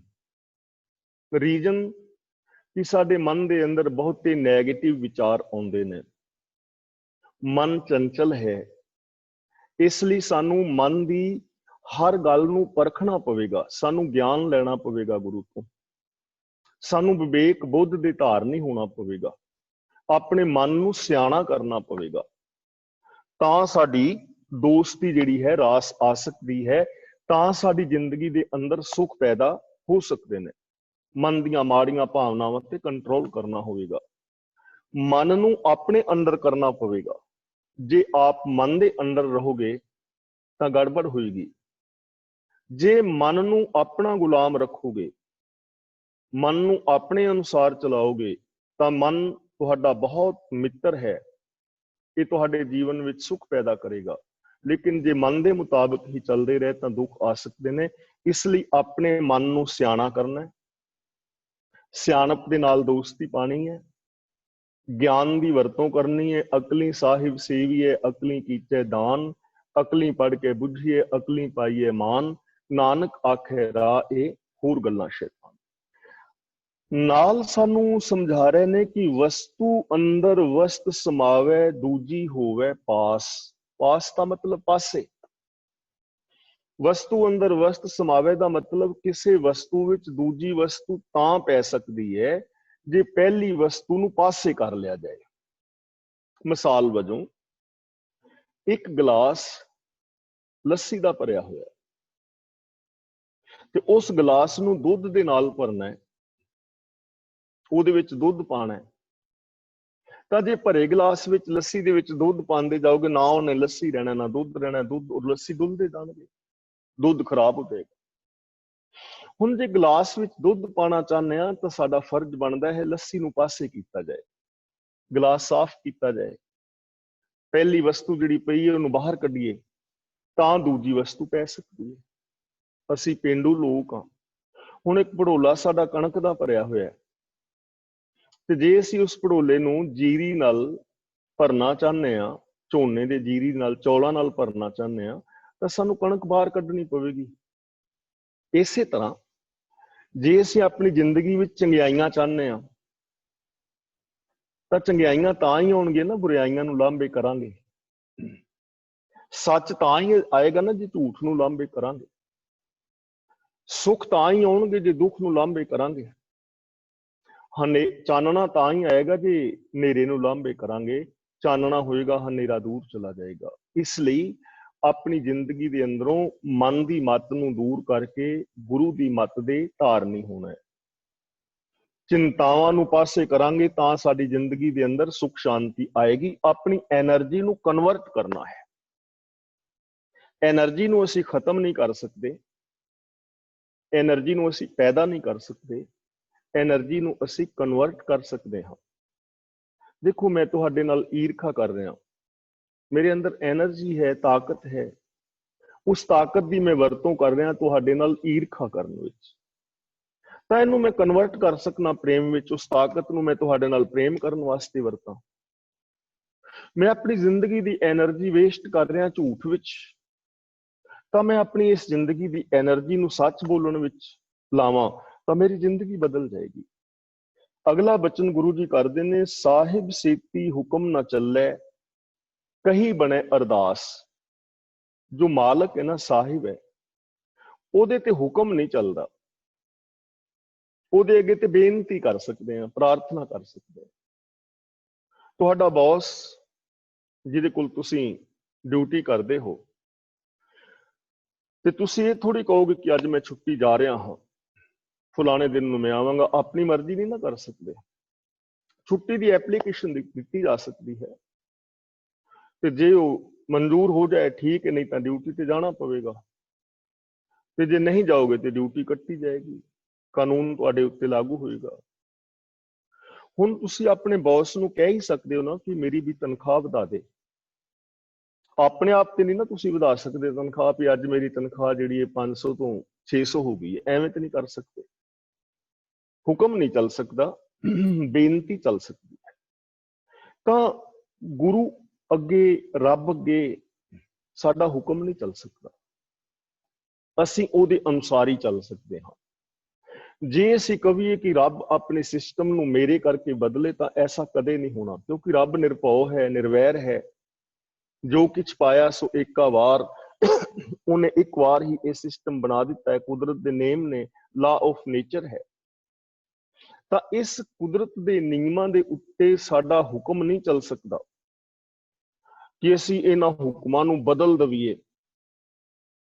ਜੇ ਅਸੀਂ ਸਾਰੀ ਦੁਨੀਆ ਦੇ ਲੋਕ ਮਿਲ ਕੇ ਚਾਹੀਏ ਕਿ ਅਸੀਂ ਐਟਮ ਬੰਬਾਂ ਦੇ ਨਾਲ ਧਰਤੀ ਨੂੰ ਉਡਾ ਦੇਵਾਂਗੇ, ਨਹੀਂ ਤੇ ਮਤਲਬ ਜਿਹੜਾ ਹੈ ਸੂਰਜ ਧਰਤੀ ਦੇ ਚਫੇਰੇ ਘੁੰਮੇ, ਚਲਾਈ ਜਾਓ ਐਟਮ ਬੰਬ, ਤੁਹਾਡੇ ਕੀ ਕਰਨਗੇ? ਧਰਤੀ ਹੀ ਘੁੰਮੇਗੀ, ਸੂਰਜ ਨਹੀਂ ਘੁੰਮੇਗਾ। ਅਸੀਂ ਨਹੀਂ ਘੁਮਾ ਸਕਦੇ।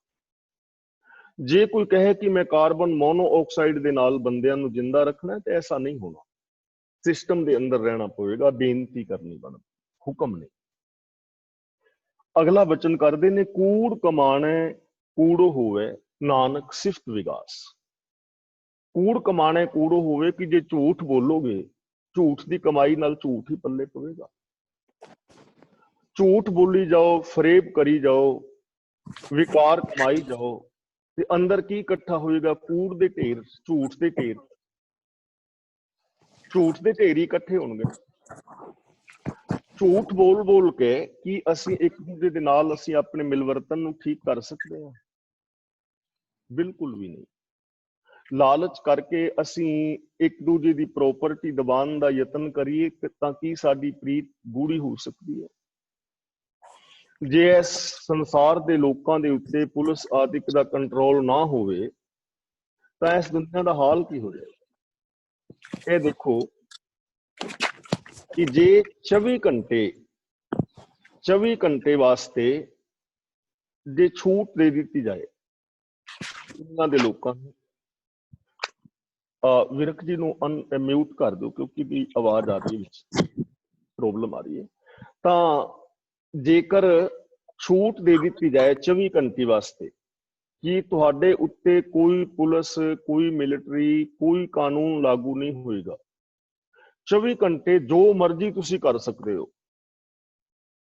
ਜੇ ਹਰ ਦੇਸ਼ ਦੇ ਵਿਅਕਤੀ ਨੂੰ ਛੂਟ ਦੇ ਦਿੱਤੀ ਜਾਏ ਕਿ ਜੋ ਵੀ ਤੁਸੀਂ ਚਾਹੁੰਦੇ ਹੋ ਉਹ ਕਰ ਸਕਦੇ ਹੋ, ਤੁਹਾਡੇ ਤੇ ਕੋਈ ਕਾਨੂੰਨ ਲਾਗੂ ਨਹੀਂ ਹੋਏਗਾ, ਨਾ ਪੁਲਿਸ ਰੋਕੇਗੀ ਨਾ ਮਿਲਟਰੀ ਰੋਕੇਗੀ, ਜੋ ਮਰਜ਼ੀ ਕਰ ਲਓ। ਤਾਂ ਹੁਣ ਸੋਚੋ ਕਿ ਤੁਸੀਂ ਉਹਨਾਂ 24 ਘੰਟਿਆਂ ਵਿੱਚ ਕੀ ਕਰਨਾ ਚਾਹੋਗੇ? ਨਾਮ ਜਪਣਾ ਚਾਹੋਗੇ? ਨਾਮ ਜਪਣ ਤੋਂ ਤੇ ਕੋਈ ਹੁਣ ਵੀ ਨਹੀਂ ਰੋਕ ਰਿਹਾ। ਕੀ ਤੁਸੀਂ ਕਿਸ ਦੀ ਹੈਲਪ ਕਰਨੀ ਚਾਹੋਗੇ? ਹੈਲਪ ਕਰਨ ਤੋਂ ਤੇ ਹੁਣ ਵੀ ਨਹੀਂ ਰੋਕ ਰਿਹਾ। ਸੱਚ ਬੋਲਣ ਤੋਂ ਤੇ ਹੁਣ ਵੀ ਨਹੀਂ ਰੋਕ ਰਿਹਾ। ਤਾਂ ਫਿਰ 24 ਘੰਟਿਆਂ ਦੇ ਅੰਦਰ ਸੋਚੋ ਕਿ ਇਸ ਦੁਨੀਆ ਦਾ ਹਾਲ ਕੀ ਹੋ ਜਾਏਗਾ। ਇੱਥੇ ਜਬਰ ਜਨਾਹ ਹੋਣਗੇ, ਕਤਲਾਮ ਹੋਣਗੇ, ਇੱਕ ਦੂਜੇ ਦੇ ਸਿਰ ਪਾਟਣਗੇ, ਇਹੀ ਕੁਛ ਹੋਏਗਾ। ਲੁੱਟਾਂ ਖੋਹਾਂ ਹੋਣਗੀਆਂ। ਚੰਗੇ ਲੋਕ ਤਾਂ ਬਹੁਤ ਘੱਟ ਨੇ। ਤਾਂ ਹੁਣ ਗੁਰੂ ਪਾਤਸ਼ਾਹ ਜੀ ਸਾਨੂੰ ਕਹਿੰਦੇ ਨੇ ਜੇ ਕੂੜ ਕਮਾਓਗੇ ਤੇ ਕੂੜ ਇਕੱਠਾ ਹੋਏਗਾ। ਜੇ ਸਾਡੇ ਅੰਦਰ ਛੋਟੇ ਛੋਟੇ ਲਾਲਚ, ਛੋਟੀ ਛੋਟੀ ਈਰਖਾ, ਥੋੜੀ ਜੀ ਈਗੋ, ਜਿਵੇਂ ਜਿਵੇਂ ਅਸੀਂ ਇਹਨਾਂ ਔਗਣਾਂ ਨੂੰ ਕਮਾਉਂਦੇ ਜਾਂਦੇ ਹਾਂ, ਸੋਚਦੇ ਜਾਂਦੇ ਹਾਂ, ਉਹ ਸਾਡੇ ਅੰਦਰ ਇਕੱਠਾ ਹੁੰਦਾ ਜਾਂਦਾ ਹੈ। ਉਹੋ ਜਿਹੀ ਸਾਡੀ ਸ਼ਖਸੀਅਤ ਬਣ ਜਾਂਦੀ ਹੈ। ਵੈਸਾ ਹੀ ਬੰਦੇ ਦਾ ਸੁਭਾਅ ਬਣ ਜਾਂਦਾ ਹੈ। ਉਸ ਸੁਭਾਅ ਮੁਤਾਬਕ ਬੰਦਾ ਵਰਤਦਾ ਹੈ। ਸਾਰੇ ਸੰਸਾਰ ਦੇ ਅੰਦਰ ਹੀ ਕੂੜ ਫੈਲ ਜਾਂਦਾ ਹੈ। ਕੂੜ ਅਮਾਵਸ, ਸੱਚ ਚੰਦਰਮਾ, ਦਿਸੇ ਨਾ ਹੀ ਕਹਿ ਚੜਿਆ। ਇਸ ਤਰ੍ਹਾਂ ਅੰਦਰ ਕੂੜ ਦੀ ਅਮਾਵਸ ਪੈਦਾ ਹੋ ਜਾਂਦੀ ਹੈ। ਸੱਚ ਚੰਦਰਮਾ ਦੀ ਤਰ੍ਹਾਂ ਕਿਤੇ ਦਿਸਦਾ ਹੀ ਨਹੀਂ। ਇਸ ਲਈ ਕੂੜ ਕਮਾਉਣ ਦੇ ਨਾਲ, ਮਾੜੇ ਕਰਮ ਕਰਨ ਦੇ ਨਾਲ ਜ਼ਿੰਦਗੀ ਦੇ ਅੰਦਰ ਦੁੱਖ ਪੈਦਾ ਹੋਣਗੇ। ਅਗਲਾ ਬਚਨ ਕਰਦੇ ਨੇ, ਨਾਨਕ ਸਿਫਤ ਵਿਗਾਸ। ਸਿਫਤ ਦਾ ਮਤਲਬ ਹੈ ਪ੍ਰਭੂ ਦੀ ਸਿਫਤ ਸਲਾਹ ਕਰਨੀ, ਵਡਿਆਈ ਕਰਨੀ। ਵਿਗਾਸ ਦਾ ਮਤਲਬ ਵਿਗਾਸਤਾ। ਜੇ ਤੁਸੀਂ ਪ੍ਰਭੂ ਦੀ ਸਿਫਤ ਸਲਾਹ ਕਰੋਗੇ, ਗੁਣ ਗਾਓਗੇ, ਗੁਣਾਂ ਬਾਰੇ ਸੋਚੋਗੇ, ਗੁਣਾਂ ਵਾਲੇ ਬੋਲ ਬੋਲੋਗੇ, ਗੁਣਾਂ ਵਾਲਾ ਵਿਹਾਰ ਕਰੋਗੇ, ਤੁਹਾਡੀ ਮਾਨਸਿਕਤਾ ਵਿੱਚ ਵੀ ਮਨੁੱਖੀ ਪ੍ਰੇਮ ਹੋਏਗਾ, ਬੋਲਾਂ ਵਿੱਚ ਮਨੁੱਖੀ ਪ੍ਰੇਮ ਹੋਏਗਾ, ਵਿਹਾਰ ਦੇ ਅੰਦਰ ਪਿਆਰ ਵਾਲਾ ਵਰਤਾਰਾ ਹੋਏਗਾ, ਤਾਂ ਵਿਗਾਸਤਾ ਆਏਗੀ, ਖੁਸ਼ੀ ਪੈਦਾ ਹੋਏਗੀ, ਆਨੰਦ ਪੈਦਾ ਹੋਏਗਾ, ਆਤਮਿਕ ਜੀਵਨ ਪੈਦਾ ਹੋਏਗਾ। ਹੁਣ ਇਹ ਸਾਡੇ ਤੇ ਡਿਪੈਂਡ ਕਰਦਾ ਹੈ। ਰੱਬ ਕਿਸੇ ਨੂੰ ਦੁੱਖ ਨਹੀਂ ਦਿੰਦਾ। ਰੱਬ ਕਿਸੇ ਦੀ ਕਿਸਮਤ ਲਿਖ ਕੇ ਨਹੀਂ ਭੇਜਦਾ। ਉਹਨੇ ਇਹ ਸੰਸਾਰ ਸਾਡੇ ਹਵਾਲੇ ਕੀਤਾ ਹੈ। ਏਡੀ ਵੱਡੀ ਕੁਦਰਤ, ਇੰਨਾ ਵੱਡਾ ਦਿਮਾਗ ਦਿੱਤਾ ਹੈ। ਜਿਵੇਂ ਵਰਤੋਗੇ ਉਹ ਚੀਜ਼ ਮਿਲੇਗੀ। ਜੋ ਬੀਜੋਗੇ ਉਹ ਵੱਢਣਾ ਪਵੇਗਾ। ਕੂੜ ਕਮਾਵਾਂਗੇ, ਜ਼ਿੰਦਗੀ ਅੰਦਰ ਦੁੱਖ, ਅਸ਼ਾਂਤੀ ਪੈਦਾ ਹੋਏਗੀ। ਜੇ ਸਿਫਤ ਸਲਾਹ ਕਰਾਂਗੇ, ਸਾਡੀ ਪੋਜ਼ਿਟਿਵ ਥਿੰਕਿੰਗ ਹੋਏਗੀ, ਤਾਂ ਜੀਵਨ ਦੇ ਅੰਦਰ ਵਿਗਾਸਤਾ ਆਏਗੀ, ਖੇੜਾ ਆਏਗਾ, ਪ੍ਰਸੰਨਤਾ ਆਏਗੀ। ਅਗਲਾ ਬਚਨ ਕਰਦੇ ਨੇ, ਨਾਲ ਇਆਣੇ ਦੋਸਤੀ ਵਡਾਰੂ ਸਿਉ ਨਹੀਂ। ਇਆਣੇ ਦਾ ਮਤਲਬ ਅਣਜਾਣ, ਮੂਰਖ ਬੰਦਾ, ਬੇਸਮਝ ਬੰਦਾ। ਬੇਸਮਝ ਦੇ ਨਾਲ ਤੁਸੀਂ ਦੋਸਤੀ ਪਾ ਲਓ। ਵਡਾਰੂ ਸਿਉ ਨਹੀਂ, ਵਡਾਰੂ ਦਾ ਮਤਲਬ ਜਿਹੜਾ ਹੰਕਾਰੀ ਹੈ, ਆਪਣੇ ਆਪ ਨੂੰ ਵੱਡਾ ਸਮਝਦਾ ਹੈ, ਹੰਕਾਰੀ ਬੰਦਾ, ਉਹਦੇ ਨਾਲ ਪਿਆਰ ਪਾ ਲਓ। ਕਿਸੇ ਅਣਜਾਣ ਦੇ ਨਾਲ, ਜਿਸ ਦੇ ਕੋਲ ਗਿਆਨ ਨਹੀਂ ਹੈ, ਜਿਸ ਦੇ ਕੋਲ ਵਿਵੇਕ ਬੁੱਧ ਨਹੀਂ, ਜਿਹਨੂੰ ਹਾਨੀ ਲਾਭ, ਚੰਗੇ ਮੰਦੇ, ਪਾਪ ਪੁੰਨ, ਧਰਮ ਅਧਰਮ, ਆਤਮ ਅਨਾਤਮ ਦੀ ਪਹਿਚਾਨ ਨਹੀਂ, ਉਹਦੇ ਨਾਲ ਤੁਸੀਂ ਪਿਆਰ ਪਾ ਲਓ। ਜਾਂ ਤੁਸੀਂ ਕਿਸੇ ਹੰਕਾਰੀ ਦੇ ਨਾਲ ਪ੍ਰੀਤ ਪਾ ਲਓ, ਜਿਹੜਾ ਹਰ ਵਕਤ ਆਪਣੇ ਹੀ ਹੰਕਾਰ ਦੇ ਅੰਦਰ ਹੈ, ਤਾਂ ਗੁਰੂ ਪਾਤਸ਼ਾਹ ਜੀ ਕਹਿੰਦੇ ਨੇ ਇਹਨਾਂ ਦੋਹਾਂ ਦੀ ਦੋਸਤੀ ਕੈਸੀ ਹੈ, ਪਾਣੀ ਅੰਦਰ ਲੀਕ ਜਿਉਂ ਤਿਸਤਾ ਥਾਉ ਨਾ ਥੇ। ਜੇ ਮਿੱਟੀ ਤੇ ਲਾਈਨ ਪਾਓਗੇ ਤਾਂ ਥੋੜੀ ਦੇਰ ਲਈ ਰਹਿ ਜਾਏਗੀ, ਪੱਥਰ ਤੇ ਲਕੀਰ ਕਦੇ ਮਿਟਦੀ ਨਹੀਂ, ਕਾਗਜ਼ ਦੇ ਉੱਤੇ ਵਾਈ ਲਾਈਨ ਰਹਿ ਜਾਂਦੀ ਹੈ। ਪਰ ਪਾਣੀ ਦੇ ਅੰਦਰ ਲੀਕ ਮਾਰੀ ਹੋਵੇ, ਇੱਕ ਸੋਟੀ ਲੈ ਕੇ ਪਾਣੀ ਵਿੱਚ ਲੀਕ ਮਾਰੋ, ਕਿੰਨੀ ਕੁ ਦੇਰ ਰਹੇਗੀ? ਪਾਣੀ ਵਿੱਚ ਲੀਕ ਖਿੱਚੀ ਹੀ ਨਹੀਂ ਜਾਣੀ, ਨਾਲ ਦੇ ਨਾਲ ਮਿਟ ਜਾਣੀ। ਤਾਂ ਗੁਰੂ ਜੀ ਕਹਿੰਦੇ ਨੇ ਪਾਣੀ ਅੰਦਰ ਲੀਕ ਜਿਉਂ ਤਿਸਤਾ ਥਾਉ ਨਾ ਥੇ। ਜੇਕਰ ਤੁਸੀਂ ਪਾਣੀ ਦੇ ਅੰਦਰ ਲੀਕ ਮਾਰੋਗੇ ਤਾਂ ਉਸ ਨਾ ਤਾਂ ਲਾਈਨ ਨੇ ਰਹਿਣਾ ਤੇ ਨਾ ਉਹਦੀ ਨਿਸ਼ਾਨੀ ਵੀ ਨਹੀਂ ਰਹਿਣੀ ਕਿ ਇੱਥੇ ਲੀਕ ਮਾਰੀ ਸੀ। ਵਿਅਰਥ ਹੈ ਪਾਣੀ ਵਿੱਚ ਲੀਕ। ਇਸੇ ਤਰ੍ਹਾਂ ਮੂਰਖ ਦੇ ਨਾਲ ਕੀਤੀ ਦੋਸਤੀ, ਹੰਕਾਰੀ ਦੇ ਨਾਲ ਕੀਤੀ ਦੋਸਤੀ ਵੀ ਬੇਕਾਰ ਹੈ। ਉਹਦਾ ਕੋਈ ਪਤਾ ਨਹੀਂ ਕਦੋਂ ਟੁੱਟ ਜਾਏ ਔਰ ਕਦੋਂ ਉਹ ਤੁਹਾਡਾ ਨੁਕਸਾਨ ਕਰ ਦੇਣ। ਕਹਿੰਦੇ ਨੇ ਕਿਸੇ ਸ਼ਾਹੂਕਾਰ ਨੇ ਆਪਣੇ ਨੌਕਰ ਨੂੰ ਗਰਮੀ ਦੇ ਵਿੱਚ ਪੱਖਾ ਚੱਲਣ ਤੇ ਲਾ ਲਿਆ ਕਿ ਮੈਂ ਸੌਣ ਲੱਗਾ, ਮੈਨੂੰ ਪੱਖਾ ਚੱਲਦਾ ਰਹੇ। ਪੱਖਾ ਚੱਲਿਆ, ਸ਼ਾਹੂਕਾਰ ਸੌਂ ਗਿਆ ਤੇ ਇੱਕ ਮੱਖੀ ਆਣ ਕੇ ਘੜੀ ਕੁ ਮਗਰੋਂ ਸ਼ਾਹੂਕਾਰ ਦੇ ਨੱਕ ਦੇ ਉੱਤੇ ਪਵੇ। ਸੇਵਾਦਾਰ ਨੇ ਅਡਾਈ ਮੱਖੀ, ਮੱਖੀ ਫਿਰ ਆ ਜਾਏ, ਮੱਖੀ ਫਿਰ ਆ ਜਾਏ। ਉਹਨੇ ਹੌਲੇ ਜੇ ਪੱਖਾ ਤੇ ਫੜੀ ਰੱਖਿਆ ਤੇ ਕੋਲ ਕਿਰੇ ਵੇਲਣਾ ਪਿਆ ਸੀ, ਫੜ ਕੇ ਨੱਕ ਦੇ ਉੱਤੇ ਮਾਰਿਆ ਮੱਖੀ ਮਾਰਨ ਲਈ। ਮੱਖੀ ਤੇ ਉੱਡ ਗਈ ਤੇ ਨੱਕ ਭੰਨ ਦਿੱਤਾ। ਉਹ ਹੜਬੜਾ ਕੇ ਉੱਠਿਆ, ਨੱਕ ਦੀ ਹੱਡੀ ਟੁੱਟ ਗਈ, ਲਹੂ ਲੁਹਾਨ। ਕਹਿੰਦਾ ਇਹ ਕੀ ਕੀਤਾ? ਕਹਿੰਦਾ ਜੀ ਮੈਂ ਤੇ ਸੇਵਾ ਹੀ ਕਰ ਰਿਹਾ ਸਾਂ, ਮੱਖੀ ਬਾਰ-ਬਾਰ ਬਹਿ ਰਹੀ ਸੀ। ਹੁਣ ਮੂਰਖ ਬੰਦਾ ਕਰ ਦੇਗਾ ਨਾ, ਕਦੋਂ ਕੀ ਕਰ ਦੇਵੇ ਕੁਛ ਨਹੀਂ ਪਤਾ। ਮੂਰਖ ਬੰਦਾ ਕਦੇ ਕੋਈ ਵੀ ਹਰਕਤ ਕਰ ਸਕਦਾ ਹੈ, ਉਹਨੂੰ ਪਤਾ ਹੀ ਨਹੀਂ, ਸਮਝ ਨਹੀਂ। ਤਾਂ ਉਹਦੇ ਨਾਲ ਪਾਈ ਹੋਈ ਦੋਸਤੀ ਹੁਣ ਇੱਕ ਪਲ ਭਰ ਦੇ ਅੰਦਰ ਟੁੱਟ ਜਾਏਗੀ। ਤੇ ਹੰਕਾਰੀ ਬੰਦਾ, ਜਦੋਂ ਤੱਕ ਤੁਸੀਂ ਉਹਦੀ ਈਗੋ ਨੂੰ ਪੱਠੇ ਪਾਉਂਦੇ ਰਹੋਗੇ ਉਦੋਂ ਤੱਕ ਤੁਸੀਂ ਉਹਦੇ ਨਾਲ ਰਹਿ ਸਕਦੇ ਹੋ। ਤੁਸੀਂ ਉਹਦੀ ਕਿਸੇ ਗਲਤ ਗੱਲ ਦਾ ਵੀ ਕਹਿ ਦੋ ਨਾ ਕਿ ਇਹ ਨਹੀਂ ਹੋ ਸਕਦੀ, ਨਾਲ ਦੇ ਨਾਲ ਦੋਸਤੀ ਟੁੱਟੇਗੀ, ਉਹਦੀ ਦੋਸਤੀ ਰਾਸ ਨਹੀਂ ਆਏਗੀ। ਤਾਂ ਇਹ ਅਣਜਾਣ ਔਰ ਹੰਕਾਰ ਬਾਹਰ ਨਹੀਂ ਹੈ, ਇਹ ਸਾਡੇ ਆਪਣੇ ਅੰਦਰ ਹੀ। ਜੇ ਅਣਜਾਣ ਮਨ ਹੋਵੇ, ਮਤ ਹੋਛੀ ਹੋਵੇ, ਤਾਂ ਅਸੀਂ ਕੋਈ ਵੀ ਗਲਤ ਕੰਮ ਕਰ ਲਾਂਗੇ। ਹੋਛੀ ਮਤ ਕਰ ਕੀ ਕਰ ਰਹੇ ਆ ਨਾ, ਸਾਰਿਆਂ ਨੂੰ ਪਤਾ ਰਿਸ਼ਵਤ ਲੈਣੀ ਚੰਗੀ ਨਹੀਂ, ਪਰ ਲੋਕ ਲੈ ਰਹੇ ਨੇ। ਸਭ ਨੂੰ ਪਤਾ ਹੈ ਕਿ ਇਹ ਚਿੱਟੇ ਨਸ਼ੇ ਵੇਚਣੇ, ਲੋਕਾਂ ਦੇ ਬੱਚਿਆਂ ਦੀ ਜ਼ਿੰਦਗੀ ਬਰਬਾਦ ਕਰਨੀ ਠੀਕ ਨਹੀਂ, ਪਰ ਲੋਕ ਕਰੀ ਜਾ ਰਹੇ ਨੇ। ਡੁਪਲੀਕੇਟ ਦਵਾਈਆਂ ਵੇਚਣੀਆਂ ਕਿੰਨੀਆਂ ਕੁ ਚੰਗੀਆਂ ਨੇ।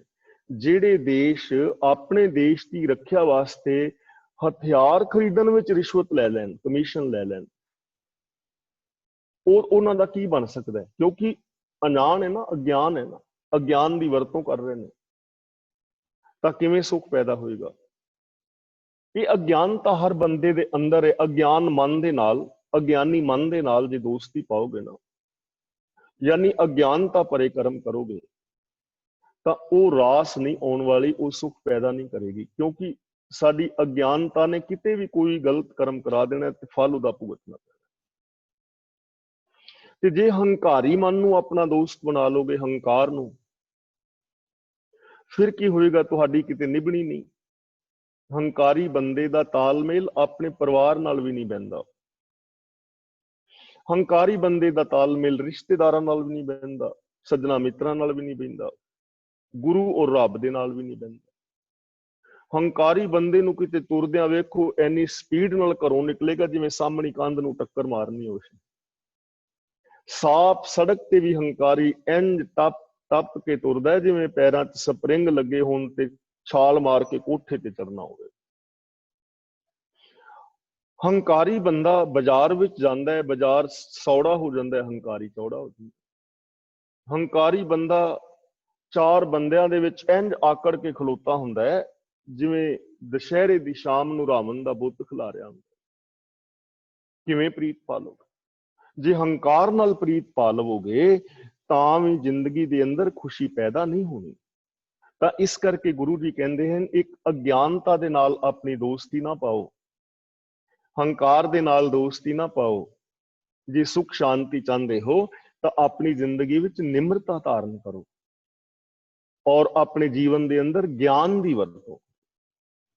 अगला वचन करते ने अगले श्लोक के अंदर, होए इयाना करे कम आन ना सके रास।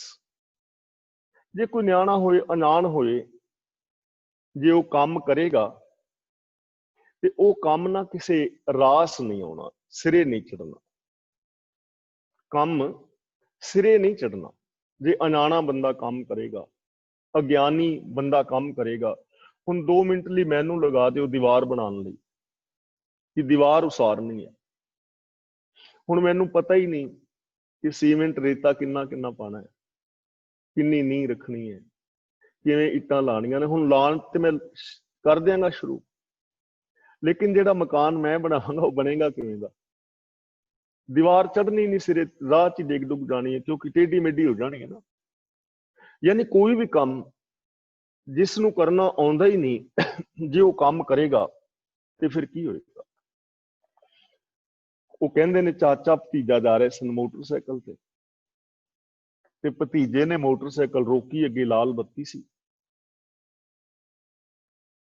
ते पिछे बैठा सी चाचा। तो भतीजे दी ना पता लैण कोई आया, लत्त ओहदी टुटी सी ते ओहनूं कहंदे भी की होया? कहन लगा यार लत्त टुट गई, मैं ते चाचा जा रहे सां ते मैं लाल बत्ती ते रोकी, पिछे बैठा सी चाचा, कहंदा बन शेर कढ दे, शेर बन। थापड़ा मारिया पिछों, शेर बन कढ दे। कहंदा फिर?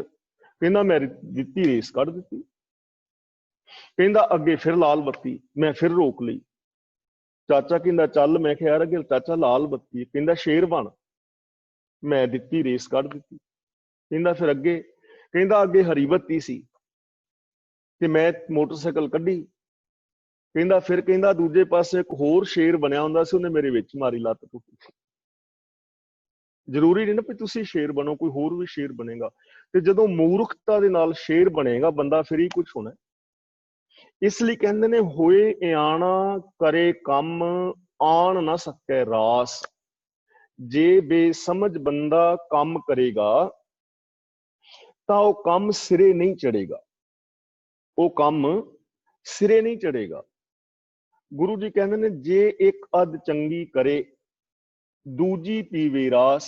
विरास का मतलब उल्ट पुलट। जे किते अनजान बंदा एक अद्धा काम चंगा कर भी देवेगा, जे उहदे तो भुलेखे नाल एक अद्धा काम चंगा हो गया, दूजा सारा उल्ट पुलट कर देगा। साडे उत्थे गुड़िया सी एक निक्की जी, ते ਉਹ ਮਾਤਾ ਉਹਦੀ ਤੇ ਸੌਂ ਗਈ ਤੇ ਉਹ ਕੁੜੀ ਉੱਠ ਕੇ ਤੇ ਨਿੱਕੀ ਜੀ ਬੱਚੀ ਸੀ ਤੇ ਕਹਿਣ ਲੱਗੀ ਮੈਂ ਰੋਟੀ ਪਕਾਣੀ। ਲੱਗ ਗਈ ਸਲੇਬ ਦੇ ਉੱਤੇ ਚੜ ਕੇ, ਛੋਟੀ ਸੀ ਅਣਜਾਣੀ। ਉਹਨੇ ਆਟਾ ਪਾਇਆ, ਵੇਖਿਆ ਹੁਣ ਆਪਣੀ ਮਾਤਾ ਨੂੰ ਆਟਾ ਪਾਉਂਦਿਆਂ, ਪਰਾਤ ਵਿੱਚ ਆਟਾ ਪਾ ਲਿਆ ਤੇ ਸਲੇਬ ਤੇ ਚੜੀ ਸੀ। ਸਾਰੇ ਡੱਬੇ ਚੁੱਕ ਕੇ ਖੰਡ ਵੀ ਵਿੱਚ ਪਾ ਦਿੱਤੀ, ਪੱਤੀ ਵੀ ਪਾ ਦਿੱਤੀ, ਮਿਰਚਾਂ ਵੀ ਪਾ ਦਿੱਤੀਆਂ, ਲੂਣ ਜਿੰਨੇ ਡੱਬੇ ਸਨ ਸਾਰੇ ਪਰਾਤ ਦੇ ਵਿੱਚ ਪਾ ਦਿੱਤੇ। ਤੇ ਦੂਜੇ ਪਾਸੇ ਪਾਣੀ ਲੈਣ ਲਈ ਜਾਣ ਲੱਗੀ, ਪਰਾਤ ਨੂੰ ਵੱਜਿਆ ਪੈਰ ਤੇ ਪਰਾਤ ਥੱਲੇ।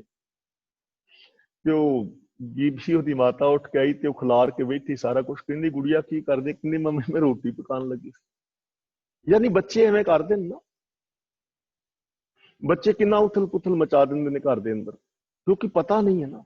ਆਪਣੇ ਮਨੋਂ ਤਾਂ ਉਹ ਠੀਕ ਕਰ ਰਹੇ ਨੇ, ਲੇਕਿਨ ਉਹ ਕਰ ਕੀ ਦੇਣ ਕੋਈ ਪਤਾ ਨਹੀਂ। ਚੰਗਾ ਵੀ ਹੋ ਸਕਦਾ, ਇੱਕ ਅੱਧਾ ਕੰਮ ਬਾਕੀ ਗਵਾ ਦੇਣਗੇ।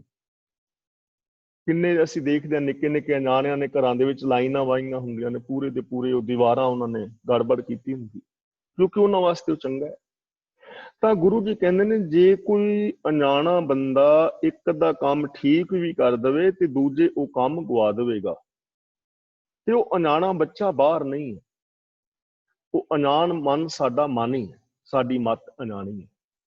ਜੇ ਅਣਜਾਣ ਮੱਤ ਦੇ ਨਾਲ ਅਸੀਂ ਕੰਮ ਕਰਾਂਗੇ, ਇੱਕ ਅੱਧਾ ਕੰਮ ਚੰਗਾ ਹੋਏਗਾ, ਦੂਜਾ ਫਿਰ ਵਿਗੜ ਜਾਏਗਾ। ਇਸ ਲਈ ਸਾਨੂੰ ਗਿਆਨ ਦੀ ਲੋੜ ਹੈ।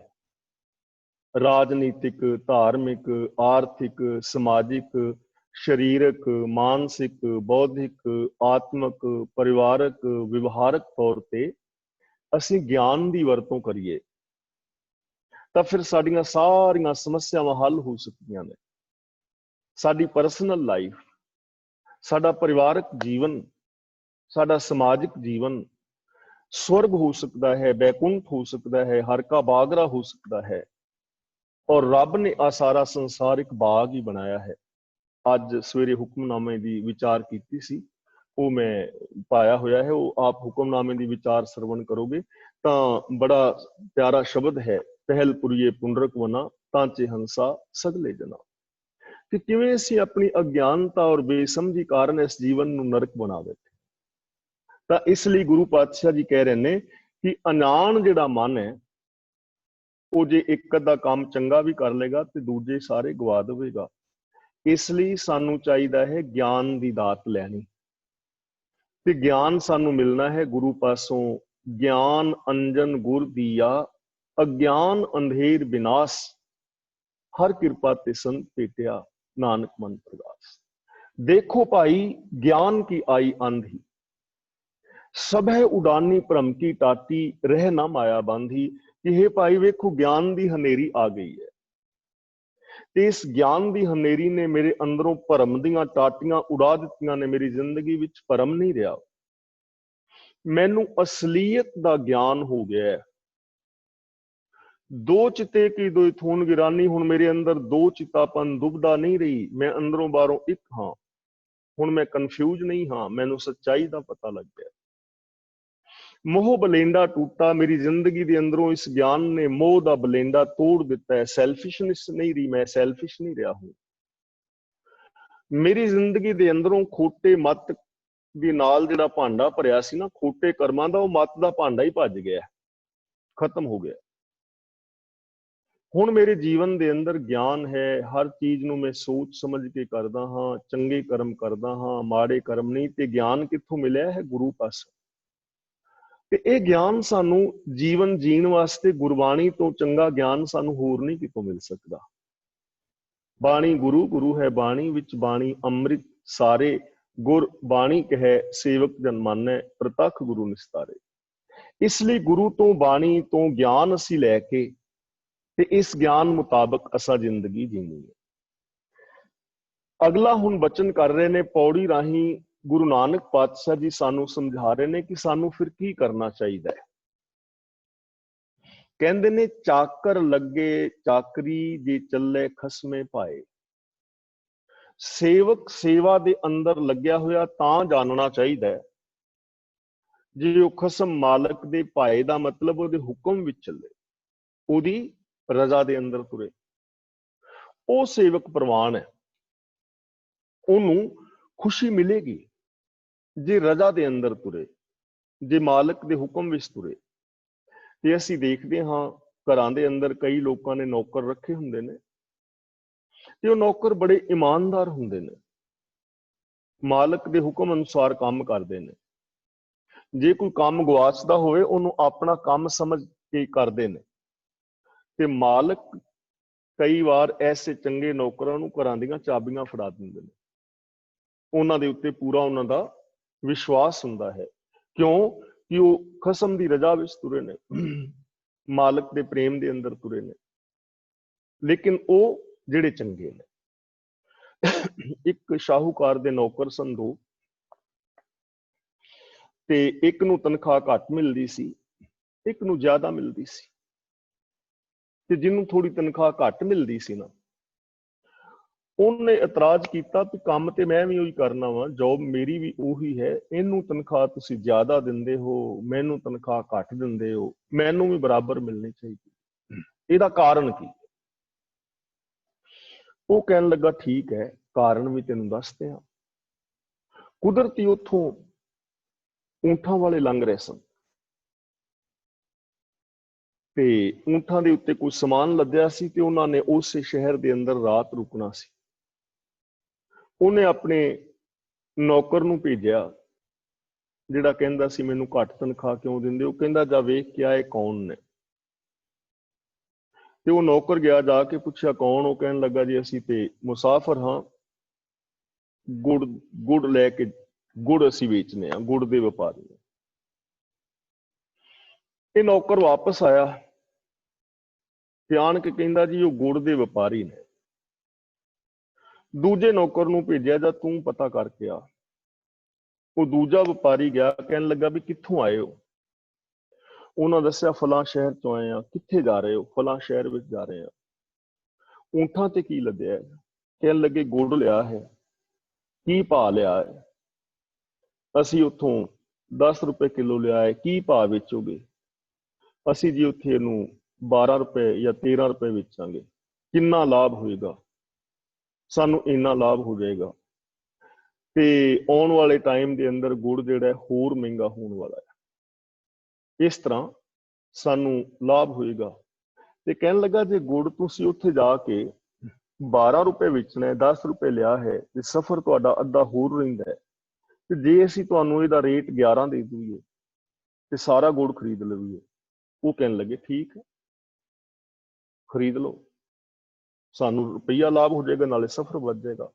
ਹੁਣ ਇਹ ਨੌਕਰ ਮਾਸਟਰ ਗਿਆ ਆਪਣੇ ਮਾਲਕ ਦੇ ਕੋਲ, ਜਾ ਕੇ ਕਹਿੰਦਾ ਜੀ ਗੁੜ ਦੇ ਵਪਾਰੀ ਨੇ, ਫਲਾਂ ਸ਼ਹਿਰ ਤੋਂ ਆਏ ਨੇ, ਫਲਾਂ ਸ਼ਹਿਰ ਵਿੱਚ ਜਾ ਰਹੇ ਨੇ, ਗੁੜ ਉਹਨਾਂ ਨੇ ਇਸ ਰੇਟ ਖਰੀਦਿਆ ਹੈ, ਉੱਥੇ ਜਾ ਕੇ ਉਹਨਾਂ ਨੇ 12-13 ਵੇਚਣਾ ਹੈ। ਤੇ ਮੈਂ ਉਹਨਾਂ ਨੂੰ ਕਿਹਾ ਸੀ ਜੇ 11 ਰੁਪਏ ਮਤਲਬ ਦੋ ਤੇ ਤੁਹਾਨੂੰ ਇੰਨਾ ਲਾਭ ਹੋ ਜਾਏਗਾ। ਤੇ ਉਹ ਮੰਨ ਗਏ ਨੇ। ਤੇ ਬਾਦਸ਼ਾਹ ਜੀ ਆਉਣ ਵਾਲੇ ਸਮੇਂ ਦੇ ਵਿੱਚ ਗੁੜ ਨੇ 15-16 ਰੁਪਏ ਕਿਲੋ ਹੋ ਜਾਣਾ ਹੈ। ਤੇ ਜੇ ਅਸੀਂ ਇਹ 11 ਰੁਪਏ ਖਰੀਦ ਲਈਏ ਤੇ ਸਾਨੂੰ ਇੰਨਾ ਲਾਭ ਹੋ ਸਕਦਾ ਹੈ। ਉਹਨਾਂ ਨੇ ਉਹ ਗੁੜ ਖਰੀਦ ਲਿਆ। ਤੇ ਬਾਦਸ਼ਾਹ ਨੇ ਜਾਂ ਉਹ ਸ਼ਾਹੂਕਾਰ ਨੇ, ਜਿਹੜਾ ਘੱਟ ਤਨਖਾਹ ਵਾਲਾ ਨੌਕਰ ਸੀ ਨਾ ਖਲੋਤਾ, ਕਹਿੰਦਾ ਵੀ ਇਹ ਫਰਕ ਹੈ ਤੇਰੇ ਵਿੱਚ, ਉਹਦੇ ਵਿੱਚ ਹੈ, ਤੇਰੇ ਵਿੱਚ ਔਰ ਇਹਦੇ ਵਿੱਚ ਫਰਕ ਹੈ ਔਰ ਹਕੀਕਤ ਹੈ। ਆਮ ਬੰਦਿਆਂ ਦੇ ਵਿੱਚ ਇਹੋ ਹੀ ਫਰਕ ਹੈ ਨਾ। ਇੱਕ ਬੰਦਾ ਕਿੰਨੇ ਵਿਸਥਾਰ ਦੇ ਨਾਲ ਕਿਸੇ ਚੀਜ਼ ਨੂੰ ਜਾਣਦਾ ਹੈ, ਪਰਖਦਾ ਹੈ, ਵੇਖਦਾ ਹੈ, ਤੇ ਇੱਕ ਬੰਦਾ ਬਸ ਆਈ ਚਲਾਈ। ਇਸ ਲਈ ਜ਼ਰੂਰਤ ਹੈ ਕਿ ਖਸਮ ਦੀ ਰਜ਼ਾ ਦੇ ਵਿੱਚ ਤੁਰਿਆ ਜਾਏ, ਨੇਮਾਂ ਦੇ ਅੰਦਰ ਤੁਰਿਆ ਜਾਏ। ਹੁਣ ਚਾਕਰ ਲੱਗੇ ਚਾਕਰੀ ਦੇ ਚੱਲੇ ਖਸਮੇ ਪਾਏ। ਹੁਣ ਜਿਵੇਂ ਕਿਸੇ ਮਾਲਕ ਦੀ ਰਜ਼ਾ ਦੇ ਵਿੱਚ ਤੁਰਿਆ ਜਾਏ ਨਾ, ਤੇ ਉਹ ਸੇਵਕ ਪ੍ਰਵਾਨ ਹੁੰਦਾ ਹੈ। ਇਸੇ ਤਰ੍ਹਾਂ ਸਾਡਾ ਮਾਲਕ ਹੈ ਰੱਬ, ਸਾਡਾ ਮਾਲਕ ਹੈ ਗੁਰੂ ਗ੍ਰੰਥ ਸਾਹਿਬ। ਅਸੀਂ ਰੱਬ ਦੀ ਰਜ਼ਾ ਵਿੱਚ ਤੁਰਨਾ ਹੈ, ਗੁਰੂ ਦੀ ਸੇਵਾ ਕਰਨੀ ਹੈ। ਤੇ ਸੇਵਾ ਕਿਵੇਂ ਕਰਨੀ ਹੈ? ਰਜ਼ਾ ਦੇ ਅੰਦਰ ਤੁਰ ਕੇ, ਗੁਰਮਤ ਅਨੁਸਾਰ, ਜਿਵੇਂ ਗੁਰੂ ਚਾਹੁੰਦਾ ਹੈ, ਜਿਵੇਂ ਰੱਬ ਦੇ ਬਣਾਏ ਕੁਦਰਤ ਦੇ ਨੇਮ ਲਾ ਆਫ ਨੇਚਰ ਹੈ, ਉਹਨਾਂ ਦੀ ਪਾਲਣਾ ਕਰਨੀ ਹੈ। ਫਿਰ ਕੀ ਹੋਏਗਾ? ਹੁਰਮਤ ਤਿਸਨੋਂ ਅਗਲੀ ਉਹ ਵਜੋਂ ਪੇਦੂਣਾ ਖਾਏ। ਹੁਰਮਤ ਦਾ ਮਤਲਬ ਤਨਖਾਹ, ਉਜਰਤ, ਤੇ ਵਜੋਂ ਦਾ ਮਤਲਬ ਹੈਗਾ ਵਜੀਫਾ। ਜਿਹੜਾ ਸੇਵਕ ਮਾਲਕ ਦੇ ਹੁਕਮ ਦੇ ਅੰਦਰ ਤੁਰਦਾ ਹੈ, ਉਹਨੂੰ ਤਨਖਾਹ ਵੀ ਜ਼ਿਆਦਾ ਮਿਲਦੀ ਹੈ ਤੇ ਨਾਲ ਉਹਨੂੰ ਵਜੀਫਾ ਵੀ ਮਿਲਦਾ ਹੈ, ਉਹਨੂੰ ਚੰਗੀ ਭੇਟਾ ਵੀ ਮਿਲਦੀ ਹੈ, ਇਨਾਮ ਵੀ ਮਿਲਦਾ ਹੈ। ਤਨਖਾਹ ਵੀ ਜ਼ਿਆਦਾ ਮਿਲੀ, ਨਾਲ ਮਾਨ ਸਤਿਕਾਰ ਵੀ ਮਿਲਿਆ, ਉਹਨੂੰ ਵਜੀਫਾ ਵੀ ਮਿਲਿਆ। ਹੁਣ ਕਈ ਬੱਚੇ ਨੇ ਨਾ ਸਕੂਲ ਦੇ ਅੰਦਰ ਪੜ੍ਹਦੇ, ਤੇ ਜਿਹੜੇ ਚੰਗੇ ਨੰਬਰ ਲੈਂਦੇ ਨੇ, ਪੂਰੇ ਜ਼ਿਲ੍ਹੇ 'ਚ ਕੋਈ ਫਸਟ ਆ ਜਾਏ, ਪੂਰੇ ਸਟੇਟ ਵਿੱਚ ਫਸਟ ਆ ਜਾਏ, ਤਾਂ ਉਹ ਸਕੂਲ ਜਿਹੜਾ ਹੈ ਉਹਨਾਂ ਬੱਚਿਆਂ ਦੀ ਫੀਸ ਮਾਫ ਕਰ ਦਿੰਦਾ, ਨਾਲ ਉਹਨਾਂ ਨੂੰ ਵਜੀਫਾ ਦਿੰਦਾ, ਸਕਾਲਰਸ਼ਿਪ ਮਿਲਦੀ ਹੈ। ਕਿਉਂ? ਕਿ ਉਹਨਾਂ ਨੇ ਕੰਮ ਚੰਗਾ ਕੀਤਾ। ਵਿਦਿਆਰਥੀ ਤੇ ਉਹ ਵੀ ਹੋਏ ਨੇ, ਕਿਉਂਕਿ ਉਹਨਾਂ ਕਰਕੇ ਸਕੂਲ ਦਾ ਨਾਮ ਰੋਸ਼ਨ ਹੋ ਰਿਹਾ ਹੈ। ਤਾਂ ਇਸੇ ਤਰ੍ਹਾਂ ਜੋ ਗੁਰੂ ਦੇ ਸੇਵਕ ਨੇ, ਜੇ ਉਹ ਗੁਰਮਤ ਆਸ਼ੇ ਅਨੁਸਾਰ ਜ਼ਿੰਦਗੀ ਜੀਂਦੇ ਨੇ, ਤਾਂ ਉਹਨਾਂ ਨੂੰ ਸੁੱਖ ਵੀ ਮਿਲਦਾ ਹੈ ਔਰ ਨਾਲ ਉਹਨਾਂ ਨੂੰ ਇਸ ਦੁਨੀਆ ਵਿੱਚ ਮਾਣ ਵੀ ਮਿਲਦਾ ਹੈ, ਸਤਿਕਾਰ ਵੀ ਮਿਲਦਾ ਹੈ। ਆਮ ਲੋਕਾਂ ਦੀ ਕਹਾਵਤ ਹੈ ਨਾ ਕਿ ਕੰਮ ਆਪਣਾ ਸਵਾਰਨਾ ਹੁੰਦਾ ਹੈ, ਸ਼ੋਭਾ ਲੋਕਾਂ ਦੀ। ਤੇ ਕਈ ਲੋਕ ਨੇ ਕੰਮ ਆਪਣਾ ਗਵਾਉਂਦੇ ਨੇ ਤੇ ਲਾਹਨਤਾਂ ਲੋਕਾਂ ਦੀਆਂ ਖਾਂਦੇ ਨੇ। ਅਗਲਾ ਵਚਨ ਕਰਦੇ ਨੇ, ਖਸਮੈ ਕਰੇ ਬਰਾਬਰੀ ਫਿਰ ਗੈਰਤ ਅੰਦਰ ਪਾਏ। ਫਿਰ ਗੈਰਤ ਅੰਦਰ ਪਾਏ ਤਾਂ ਗੁਰੂ ਪਾਤਸ਼ਾਹ ਜੀ ਕਹਿੰਦੇ ਨੇ, ਜੇ ਕੋਈ ਖਸਮ ਦੀ ਬਰਾਬਰੀ ਕਰੇ, ਜੇ ਮਾਲਕ ਦੀ ਬਰਾਬਰੀ ਕਰੇ ਕੋਈ ਨੌਕਰ, ਫਿਰ ਗੈਰਤ ਅੰਦਰ ਪਾਏ। ਗੈਰਤ ਦਾ ਮਤਲਬ ਸ਼ਰਮਿੰਦਗੀ, ਉਹਨੂੰ ਸ਼ਰਮਿੰਦਗੀ ਉਠਾਣੀ ਪੈਂਦੀ, ਮਾਲਕ ਦੀ ਬਰਾਬਰੀ ਨਹੀਂ ਨਾ ਉਹ ਕਰ ਸਕਦਾ। ਤੇ ਜੇ ਕੋਈ ਮਾਲਕ ਦੀ ਬਰਾਬਰੀ ਕਰੇ, ਫਿਰ ਉਹਨੂੰ ਸ਼ਰਮਿੰਦਗੀ ਉਠਾਣੀ ਪੈਂਦੀ ਹੈ। ਅਸੀਂ ਵੇਖਦੇ ਹਾਂ ਗੁਰੂ ਤੇਗ ਬਹਾਦਰ ਜੀ ਦੇ ਸਮੇਂ ਕੁਝ ਲੋਕ ਬਹਿ ਗਏ ਸਨ ਨਾ ਗੁਰਿਆਈ ਗੱਦੀ ਲਗਾ ਕੇ, ਗੁਰੂ ਜੀ ਦੀ ਬਰਾਬਰੀ ਕਰਨ ਵਾਸਤੇ ਬਹਿ ਗਏ, ਤੇ ਸ਼ਰਮਿੰਦਗੀ ਉਠਾਣੀ ਪਈ ਨਾ, ਕਿਉਂਕਿ ਸੱਚ ਤਾਂ ਸੱਚ ਹੈ। ਅੱਜ ਵੀ ਅਸੀਂ ਦੇਖਦੇ ਹਾਂ ਕਿੰਨੇ ਬਾਬੇ ਨੇ ਜੋ ਬਿਲਕੁਲ ਅਕਾਲ ਤਖਤ ਦੇ ਬਰਾਬਰ ਆਪਣੀ ਵੱਖਰੀ ਮਰਿਆਦਾ ਬਣਾ ਬੈਠੇ। ਜਿਵੇਂ ਗੁਰੂਆਂ ਦੇ ਗੁਰਪੁਰਬ ਮਨਾਏ ਜਾਂਦੇ ਨੇ, ਪ੍ਰਕਾਸ਼ ਪੁਰਬ, ਸ਼ਹੀਦੀ ਪੁਰਬ, ਇਵੇਂ ਬਾਬੇ ਆਪਣੇ ਜਨਮ ਦਿਨ ਤੇ ਬਰਸੀਆਂ ਮਨਾ ਰਹੇ ਨੇ। ਬਰਾਬਰ ਹੀ ਹੋ ਬੈਠੇ ਨਾ, ਗੁਰੂ ਜੀ ਦੀ ਹਜ਼ੂਰੀ ਵਿੱਚ ਗਦੇਲਾ ਲਾ ਕੇ ਬੈਠੇ। ਤੇ ਜੇ ਕੋਈ ਖਸਮ ਦੀ ਬਰਾਬਰੀ ਕਰੇ, ਹੁਣ ਹੋਇਆ ਸੀ ਨਾ ਪਿੱਛੇ ਇੱਕ ਬਾਬਾ ਗੁਰੂ ਗੋਬਿੰਦ ਸਿੰਘ ਵਰਗੇ ਚੋਲੇ ਪਾ ਕੇ ਤੇ ਬਰਾਬਰੀ ਕਰਨ ਦੀ ਟਰਾਈ ਕਰ ਰਿਹਾ ਹੈ, ਹੁਣ ਸ਼ਰਮਿੰਦਗੀ ਉਠਾਣੀ ਪਈ ਨਾ। ਜੇ ਕੋਈ ਖਸਮ ਦੀ ਬਰਾਬਰੀ ਗੱਲੀ ਬਾਤੀ ਕਰੇ ਤਾਂ ਸ਼ਰਮਿੰਦਗੀ ਤਾਂ ਉਠਾਣੀ ਪਵੇਗੀ। ਹੁਣ ਜੇ ਪ੍ਰਿਥੀਆ ਬਰਾਬਰੀ ਕਰੇ ਤਾਂ ਨਹੀਂ ਨਾ ਕਰ ਸਕਦਾ, ਸ੍ਰੀ ਚੰਦ ਬਰਾਬਰੀ ਕਰੇ ਭਾਈ ਲਹਿਣਾ ਜੀ ਦੀ ਨਹੀਂ ਨਾ ਕਰ ਸਕਦਾ। ਅਸੀਂ ਹੁਣ ਬਰਾਬਰੀ ਕਰੀਏ ਕਿ ਸਾਨੂੰ ਭਾਈ ਮਤੀ ਦਾਸ, ਭਾਈ ਸਤੀ ਦਾਸ ਵਾਲਾ ਮਾਨ ਮਿਲੇ ਤਾਂ ਕਿਵੇਂ ਮਿਲੇਗਾ। ਖਸਮੇ ਕਰੇ ਬਰਾਬਰੀ ਫਿਰ ਗੈਰਤ ਅੰਦਰ ਪਾਏ।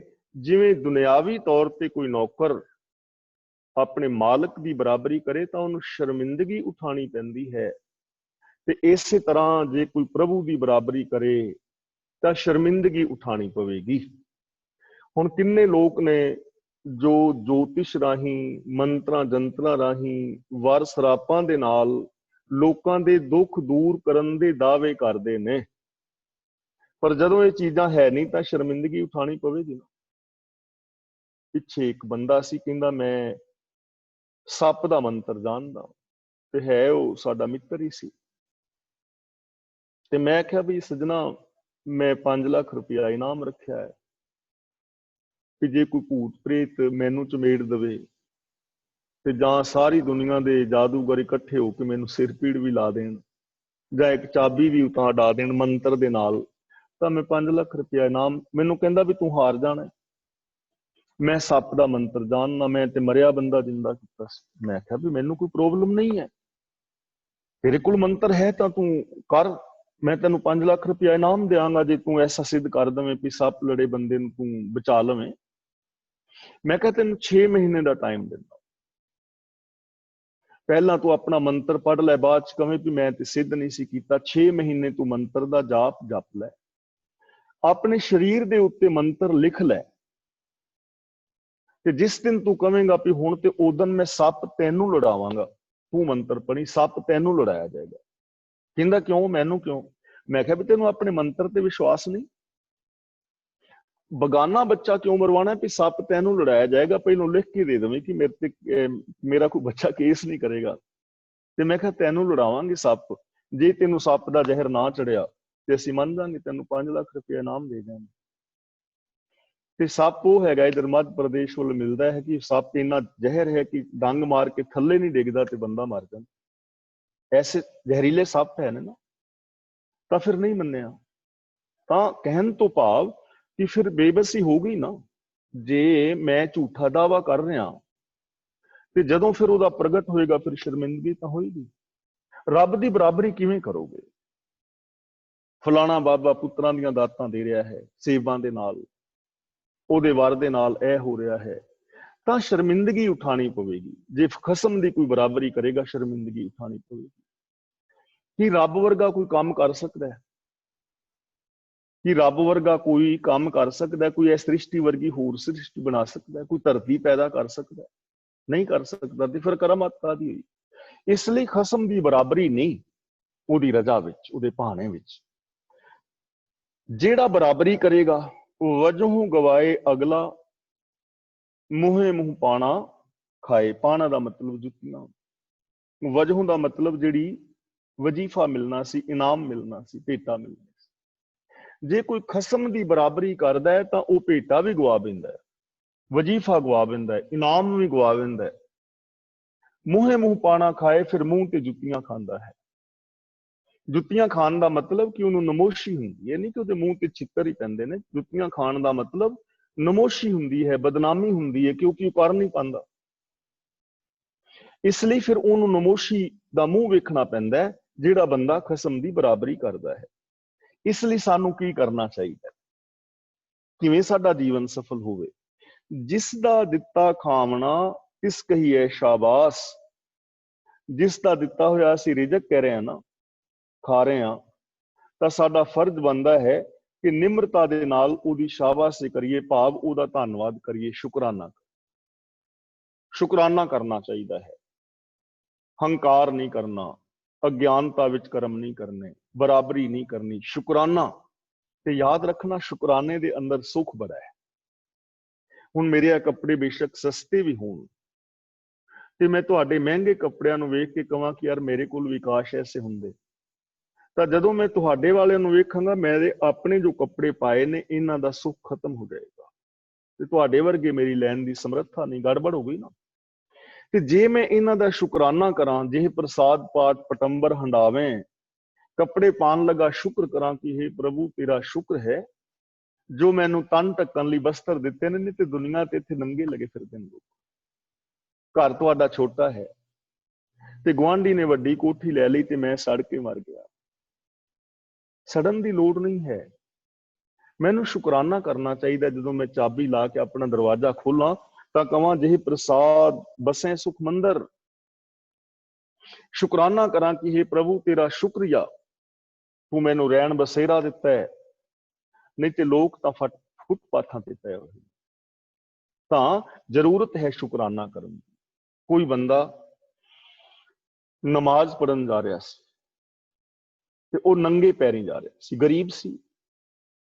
ਉਹਨੇ ਖੁਦਾ ਦੇ ਉੱਤੇ ਇਤਰਾਜ਼ ਕੀਤਾ ਕਿ ਇਹ ਖੁਦਾ, ਮੈਂ ਰੋਜ਼ ਨਮਾਜ਼ ਪੜਨ ਜਾਣਾ ਤੇ ਮੇਰੇ ਕੋਲ ਇੰਨਾ ਪੈਸਾ ਵੀ ਨਹੀਂ ਕਿ ਮੈਂ ਜੁੱਤੀਆਂ ਹੀ ਖਰੀਦ ਲਾਂ, ਤੇ ਮੇਰਾ ਗੁਆਂਢੀ ਉਹਨੇ ਕਦੇ ਨਮਾਜ਼ ਵੀ ਨਹੀਂ ਪੜ੍ਹੀ ਤੇ ਇੰਨਾ ਅਮੀਰ ਹੈ। ਹਾਲੇ ਮਸਜਿਦ ਦੇ ਕੋਲ ਪਹੁੰਚਿਆ ਸੀ ਤੇ ਕੋਈ ਬੰਦਾ ਨਮਾਜ਼ ਪੜਨ ਜਾ ਰਿਹਾ ਸੀ ਜਿਹਦੀਆਂ ਦੋਵੇਂ ਲੱਤਾਂ ਹੀ ਵੱਡੀਆਂ ਸੀ। ਇਹਨੇ ਸ਼ੁਕਰ ਕੀਤਾ, ਕਹਿਣ ਲੱਗਾ, ਖੁਦਾ ਰਹਿਮਤ ਤੇਰੀ ਵੀ ਮੇਰੀਆਂ ਲੱਤਾਂ ਤੇ ਹੈ ਨੇ, ਮੈਂ ਤੁਰ ਤੇ ਸਕਣਾ।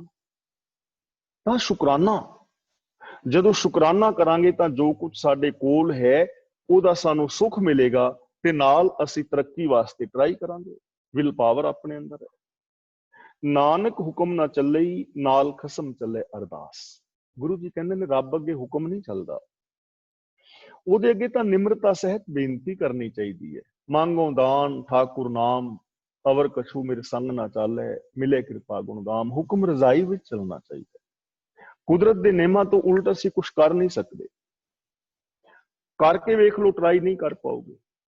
ਜੇ ਹੁਣ ਮੈਂ ਕਹਾਂ ਕਿ ਮੈਂ ਮੱਛੀ ਦੀ ਤਰ੍ਹਾਂ ਪਾਣੀ ਵਿੱਚ ਰਹਿਣਾ ਚਾਹੁੰਦਾ ਤਾਂ ਨਹੀਂ ਰਹਿ ਪਾਵਾਂਗਾ, ਕਿਉਂਕਿ ਨਿਯਮ ਹੀ ਨਹੀਂ ਐਸਾ ਕਿ ਮੈਂ ਪਾਣੀ ਦੇ ਵਿੱਚੋਂ ਆਕਸੀਜਨ ਪੈਦਾ ਕਰ ਸਕਾਂ। ਤੇ ਜੇ ਮੱਛੀ ਨੂੰ ਬਾਹਰ ਰੱਖਣਾ ਚਾਹੀਏ ਉਹ ਨਹੀਂ ਰਹਿ ਸਕੇਗੀ। ਕੋਈ ਬੰਦਾ ਡੁੱਬ ਰਿਹਾ ਸੀ ਪਾਣੀ ਵਿੱਚ, ਗੋਤੇ ਆ ਰਹੇ ਸਨ ਉਹਨੂੰ ਤੇ ਰੌਲਾ ਪਾ ਰਿਹਾ ਸੀ ਬਚਾਓ ਬਚਾਓ, ਤੇ ਹੱਥ ਮਾਰ ਰਿਹਾ ਸੀ ਤੇ ਹੱਥ ਮਾਰਦਿਆਂ ਮਾਰਦਿਆਂ ਹੱਥ ਵਿੱਚ ਮੱਛੀ ਆ ਗਈ ਤੇ ਉਹਨੇ ਮੱਛੀ ਨੂੰ ਚੁੱਕ ਕੇ ਬਾਹਰ ਸੁੱਟ ਦਿੱਤਾ। ਕਹਿਣ ਲੱਗਾ, ਭਲੀਏ ਮਾਨਸੇ, ਮੈਂ ਤੇ ਡੁੱਬ ਰਿਹਾ, ਤੂੰ ਤੇ ਬਾਹਰ ਨਿਕਲ ਕੇ ਬਚ, ਤੂੰ ਤੇ ਨਾ ਡੁੱਬ। ਮੱਛੀ ਵੀ ਮਰ ਗਈ, ਉਹ ਵੀ ਮਰ ਗਈ, ਕਿਉਂਕਿ ਮੱਛੀ ਪਾਣੀ ਵਿੱਚ ਹੀ ਰਹਿ ਸਕਦੀ ਹੈ ਨਾ। ਤਾਂ ਅਸੀਂ ਇਹਨਾਂ ਨਿਯਮਾਂ ਤੋਂ ਉਲਟ ਕੁਝ ਕਰ ਨਹੀਂ ਸਕਦੇ। ਇਸ ਲਈ ਨਿਯਮਾਂ ਮੁਤਾਬਕ ਜੇ ਅਸੀਂ ਜ਼ਿੰਦਗੀ ਜੀਵੀਏ ਤਾਂ ਸਾਡੇ ਜੀਵਨ ਦੇ ਅੰਦਰ ਖੁਸ਼ੀ ਆ ਸਕਦੀ ਹੈ। ਲਾਅ ਆਫ ਨੇਚਰ ਦੀ ਪਾਲਣਾ ਕਰਨੀ ਚਾਹੀਦੀ ਹੈ। ਜੋ ਗੁਰੂ ਗ੍ਰੰਥ ਸਾਹਿਬ ਵਿੱਚ ਸਾਨੂੰ ਵੇ ਆਫ ਲਾਈਫ ਦਿੱਤਾ ਹੈ, ਸਾਨੂੰ ਉਸ ਵੇ ਆਫ ਲਾਈਫ ਦੀ ਪਾਲਣਾ ਕਰਨੀ ਚਾਹੀਦੀ ਹੈ। ਰੱਬ ਨੇ ਸਾਡੇ ਅੰਦਰ ਸ਼ੁਭ ਗੁਣ ਪੈਦਾ ਕੀਤੇ ਨੇ, ਉਹਨਾਂ ਸ਼ੁਭ ਗੁਣਾਂ ਦੀ ਵਰਤੋਂ ਕਰਨੀ ਚਾਹੀਦੀ ਹੈ। ਰੱਬ ਨੇ ਸਾਨੂੰ ਇਨਸਾਨ ਬਣਾਇਆ ਹੈ, ਅਸੀਂ ਇਨਸਾਨ ਹਾਂ ਤਾਂ ਸਾਨੂੰ ਇਨਸਾਨਾਂ ਵਾਲੇ ਕੰਮ ਕਰਨੇ ਚਾਹੀਦੇ ਨੇ। ਜਦੋਂ ਅਸੀਂ ਗੁਰੂ ਗ੍ਰੰਥ ਸਾਹਿਬ ਜੀ ਦੀ ਪਾਵਨ ਬਾਣੀ ਮੁਤਾਬਕ ਜ਼ਿੰਦਗੀ ਜੀਵਾਂਗੇ, ਰੱਬ ਦੀ ਸਿਫਤ ਸਲਾਹ ਕਰਾਂਗੇ, ਰੱਬ ਦੀ ਰਜ਼ਾ ਦੇ ਅੰਦਰ ਤੁਰਾਂਗੇ, ਸਚਿਆਰ ਹੋਵਾਂਗੇ, ਸਾਡਾ ਇਹ ਜੀਵਨ ਸੁਹਾਵਣਾ ਹੋ ਜਾਏਗਾ। ਮੈਂ ਇਹਨਾਂ ਕੁਝ ਕਹਿੰਦਾ ਖਿਮਾ ਦਾ ਜਾਚਕ ਹਾਂ। ਤਾਂ ਅਗਲੀ ਜੋ ਕਾਰਵਾਈ ਹੈ ਉਹ ਵੀਰ ਗੁਰਮੁਖ ਸਿੰਘ ਜੀ ਕਰ ਰਹੇ ਨੇ, ਉਹ ਹੁਣ ਅਨਮਿਊਟ ਹੋ ਜਾਣਗੇ ਤੇ ਮੇਰੇ ਵੱਲੋਂ ਹੋਈਆਂ ਭੁੱਲਾਂ ਦੀ ਖਿਮਾ। ਅੱਜ ਜੋ ਅਸੀਂ ਵਿਚਾਰ ਕੀਤੀ ਹੈ, ਇਸ ਵਿਚਾਰ ਬਾਰੇ ਆਪਣੇ ਕੋਈ ਵਿਊਜ਼ ਦੇਣਾ ਚਾਹੁੰਦੇ ਹੋ ਜਾਂ ਅੱਜ ਦੀ ਜੋ ਵਿਚਾਰ ਹੈ ਇਹਦੇ ਬਾਰੇ ਆਪ ਜੀ ਦੇ ਕੋਈ ਸਵਾਲ ਹੋਣ ਤੇ ਉਹ ਸਵਾਲ ਵੀ ਆਪ ਕਰ ਸਕਦੇ ਹੋ। ਕਿਉਂਕਿ ਜੇ ਅਸੀਂ ਟੌਪਿਕ ਦੇ ਅੰਦਰ ਸਵਾਲ ਕਰਾਂਗੇ ਨਾ ਤਾਂ ਉਹਦਾ ਬੈਨੀਫਿਟ ਸਾਨੂੰ ਇਹ ਹੋਏਗਾ ਕਿ ਉਹ ਟੌਪਿਕ ਸਾਨੂੰ ਬਿਲਕੁਲ ਚੰਗੀ ਤਰ੍ਹਾਂ ਸਮਝ ਵਿੱਚ ਆ ਜਾਏਗਾ ਔਰ ਸਾਡੇ ਜੋ ਭਰਮ ਭੁਲੇਖੇ ਨੇ ਇੱਕ ਦੂਜੇ ਤੋਂ ਨਿਕਲ ਜਾਣਗੇ। ਤੇ ਜਦੋਂ ਅਸੀਂ ਟੌਪਿਕ ਤੋਂ ਬਾਹਰ ਚਲੇ ਜਾਂਦੇ ਹਾਂ ਫਿਰ ਜੋ ਅਸੀਂ ਵਿਚਾਰ ਕੀਤੀ ਹੁੰਦੀ ਉਹ ਵੀ ਸਾਨੂੰ ਭੁੱਲ ਜਾਂਦੀ ਹੈ। ਇਸ ਲਈ ਟਰਾਈ ਕਰੋ ਕਿ ਜੋ ਅੱਜ ਦੀ ਵਿਚਾਰ ਹੈ ਉਹਦੇ ਮੁਤਾਬਕ ਹੀ ਸਵਾਲ ਕੀਤੇ ਜਾਣ। ਵਾਹਿਗੁਰੂ ਜੀ ਕਾ ਖਾਲਸਾ, ਵਾਹਿਗੁਰੂ ਜੀ ਫਤਿਹ ਜੀ। ਬਹੁਤ ਬਹੁਤ ਧੰਨਵਾਦ ਗਿਆਨੀ ਮੋਹਨ ਸਿੰਘ ਜੀ, ਜਿੱਦਾਂ ਤਰੀਕ ਧੰਨਵਾਦ ਜੀ। ਤਾਂ ਜਿੱਦਾਂ ਤੁਸੀਂ ਗੱਲ ਕਿਹਾ ਹੀ ਹੈ ਬਈ ਆਪਾਂ ਅੱਜ ਵਿਚਾਰ ਜਿਹੜੀ ਤੁਸੀਂ ਕਥਾ ਕੀਤੀ ਆ, ਜਿਹੜੀ ਆਪਣੇ 22ਵੀਂ ਪੌੜੀ ਹੈਗੀ ਆਸਾ ਦੀ ਵਾਰ ਦੀ, ਇਹਦੇ ਬਾਰੇ ਕਰੀਏ। ਹੁਣ ਜੀ ਜਿੰਨੇ ਵੀ ਆਪਣੇ ਕੋਈ ਸਵਾਲ ਜਵਾਬ ਕਰਨਾ ਹੈ ਜਾਂ ਕੋਈ ਹੋਰ ਕੋਈ ਗੱਲ ਕਰਨੀ ਹੈ ਤਾਂ ਜ਼ਰੂਰ ਆਪਣੇ ਅਨਮਿਊਟ ਹੋ ਜਾਓ, ਜਾਂ ਹੱਥ ਖੜੇ ਕਰ ਦਿਓ, ਮੈਂ ਅਨਮਿਊਟ ਕਰ ਦੂੰਗਾ ਜੀ ਹੁਣ। ਹਾਂਜੀ, ਕੋਈ ਵੀ ਸਵਾਲ ਜਵਾਬ ਜੀ।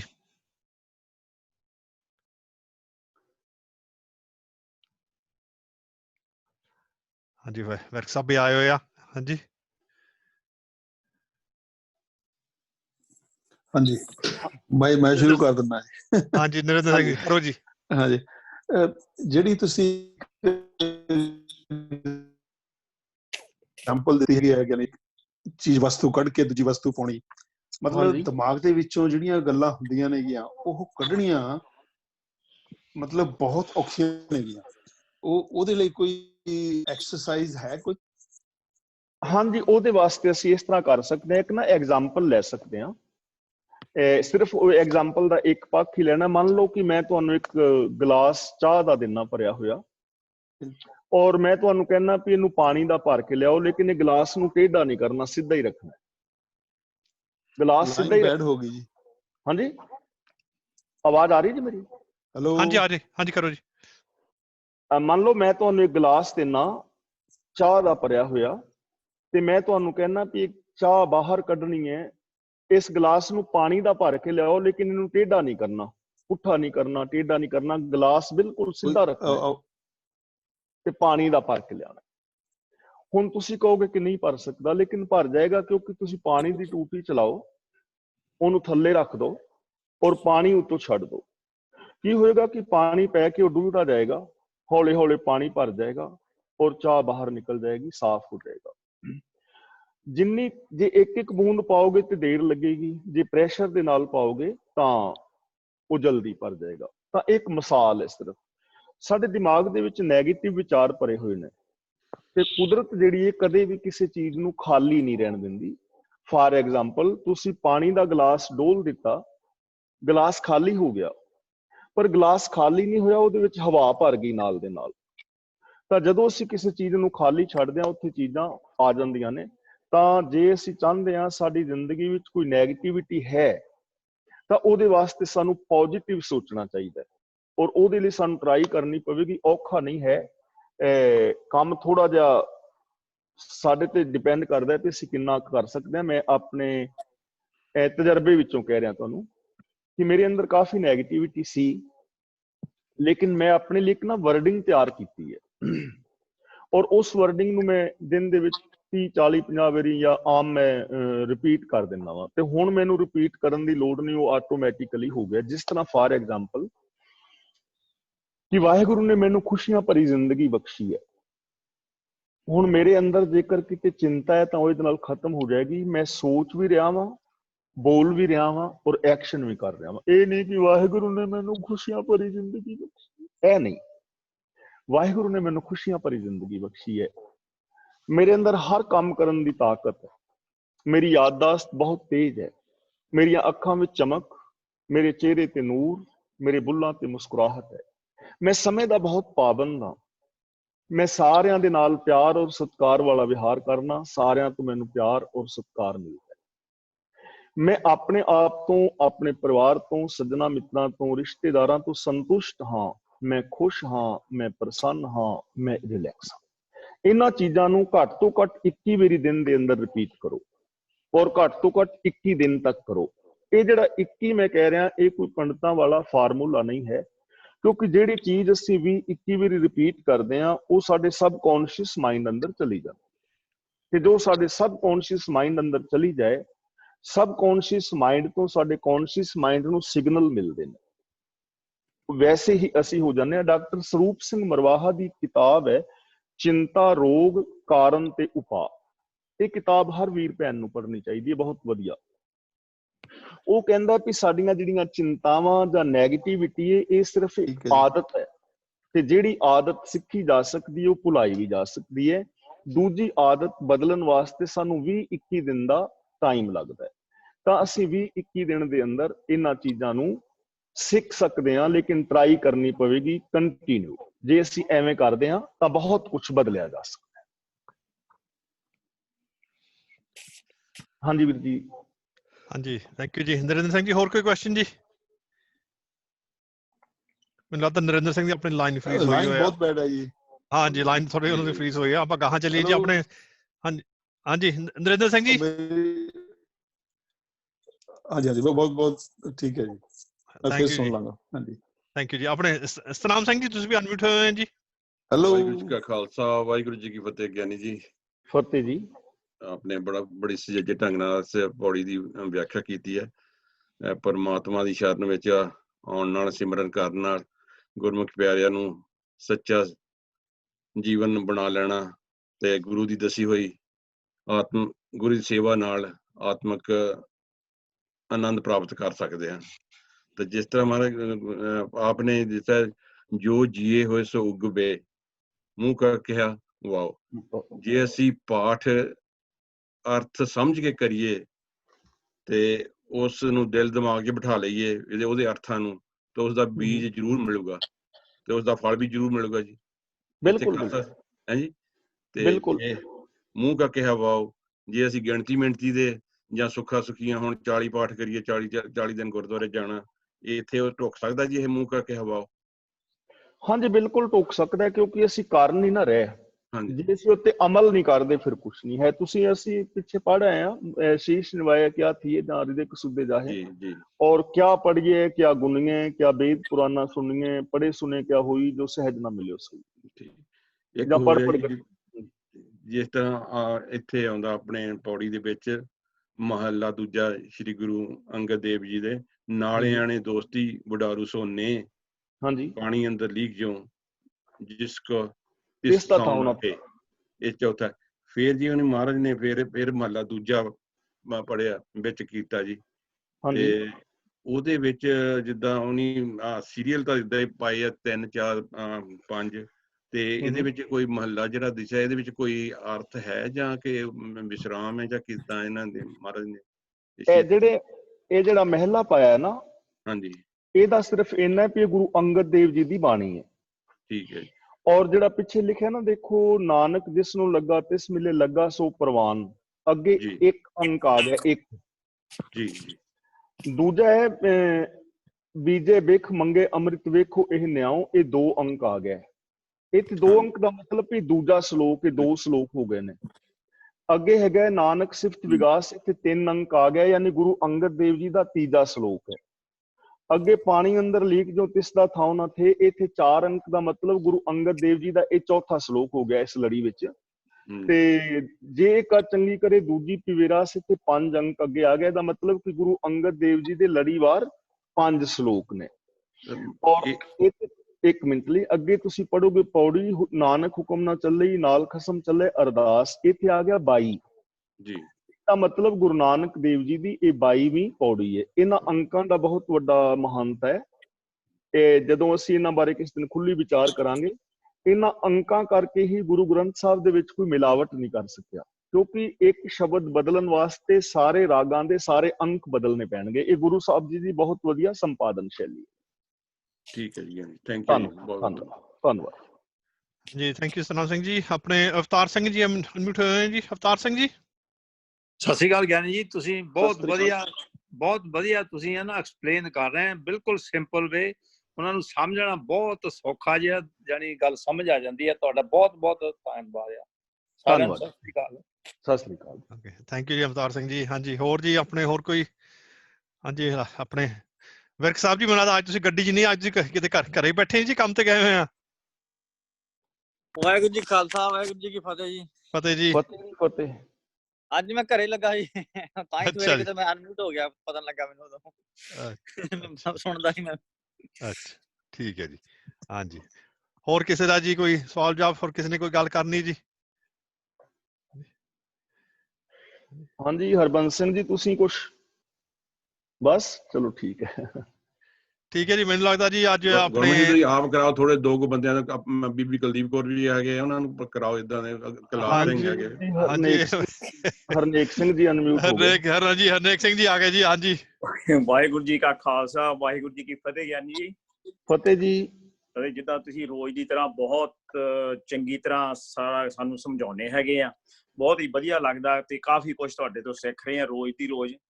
ਤੇ ਤੁਸੀਂ ਇੱਕ ਬਹੁਤ ਵਧੀਆ ਦੱਸਿਆ ਸੀ ਕਿ ਮੂਰਖ ਦੇ ਨਾਲ ਦੋਸਤੀ ਲਾਉਣੀ, ਹਾਂਜੀ ਤੇ ਉਹ ਕਦੀ ਵੀ ਤੁਹਾਨੂੰ ਪ੍ਰੋਬਲਮ 'ਚ ਪਾ ਸਕਦੀ ਹੈ। ਤੇ ਬਿਲਕੁਲ ਪੁਰਾਣੀ ਕਹਾਵਤ ਵੀ ਓਦਾਂ ਹੈਗੀ ਆ ਕਿ ਜੇ ਤੁਸੀਂ ਮੂਰਖ ਨਾਲੋਂ ਜੇ ਤੁਸੀਂ ਸਮਝਦਾਰ ਨੂੰ ਦੁਸ਼ਮਣੀ ਲਾ ਲਓ ਨਾ, ਉਹ ਤੁਹਾਨੂੰ ਚੰਗੀ ਰਹਿੰਦੀ। ਹਾਂ ਬਿਲਕੁਲ ਬਿਲਕੁਲ।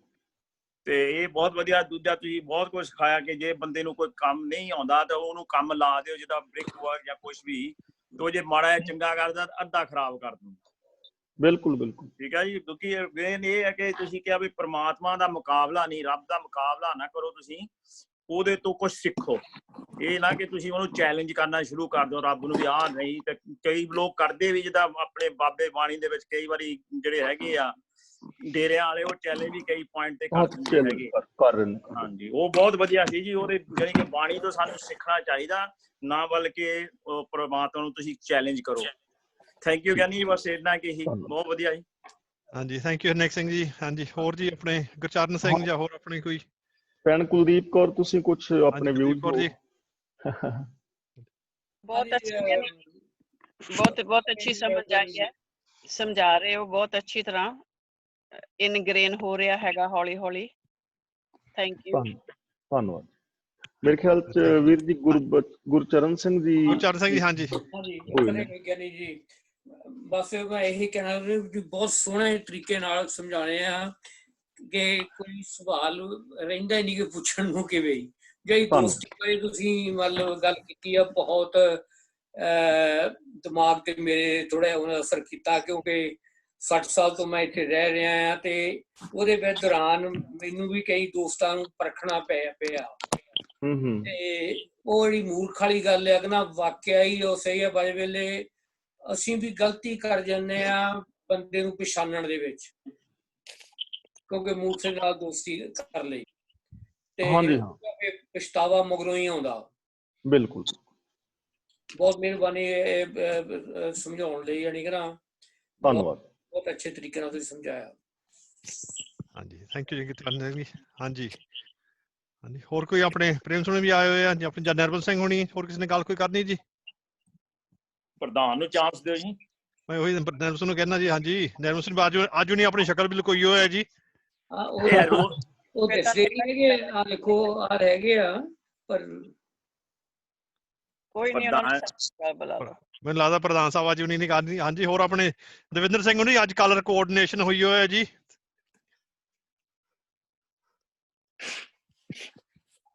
ਹਾਂਜੀ ਭਾਈ ਦਵਿੰਦਰ ਸਿੰਘ ਤੂਰ ਸਾਹਿਬ, ਤੁਸੀਂ ਆਪਣੇ ਕੋਲ ਅਨਮਿਊਟ ਕਰ ਲਓ ਪਹਿਲਾਂ ਜੀ। ਨਹੀਂ ਉਹ ਹੋਏ ਨਹੀਂ।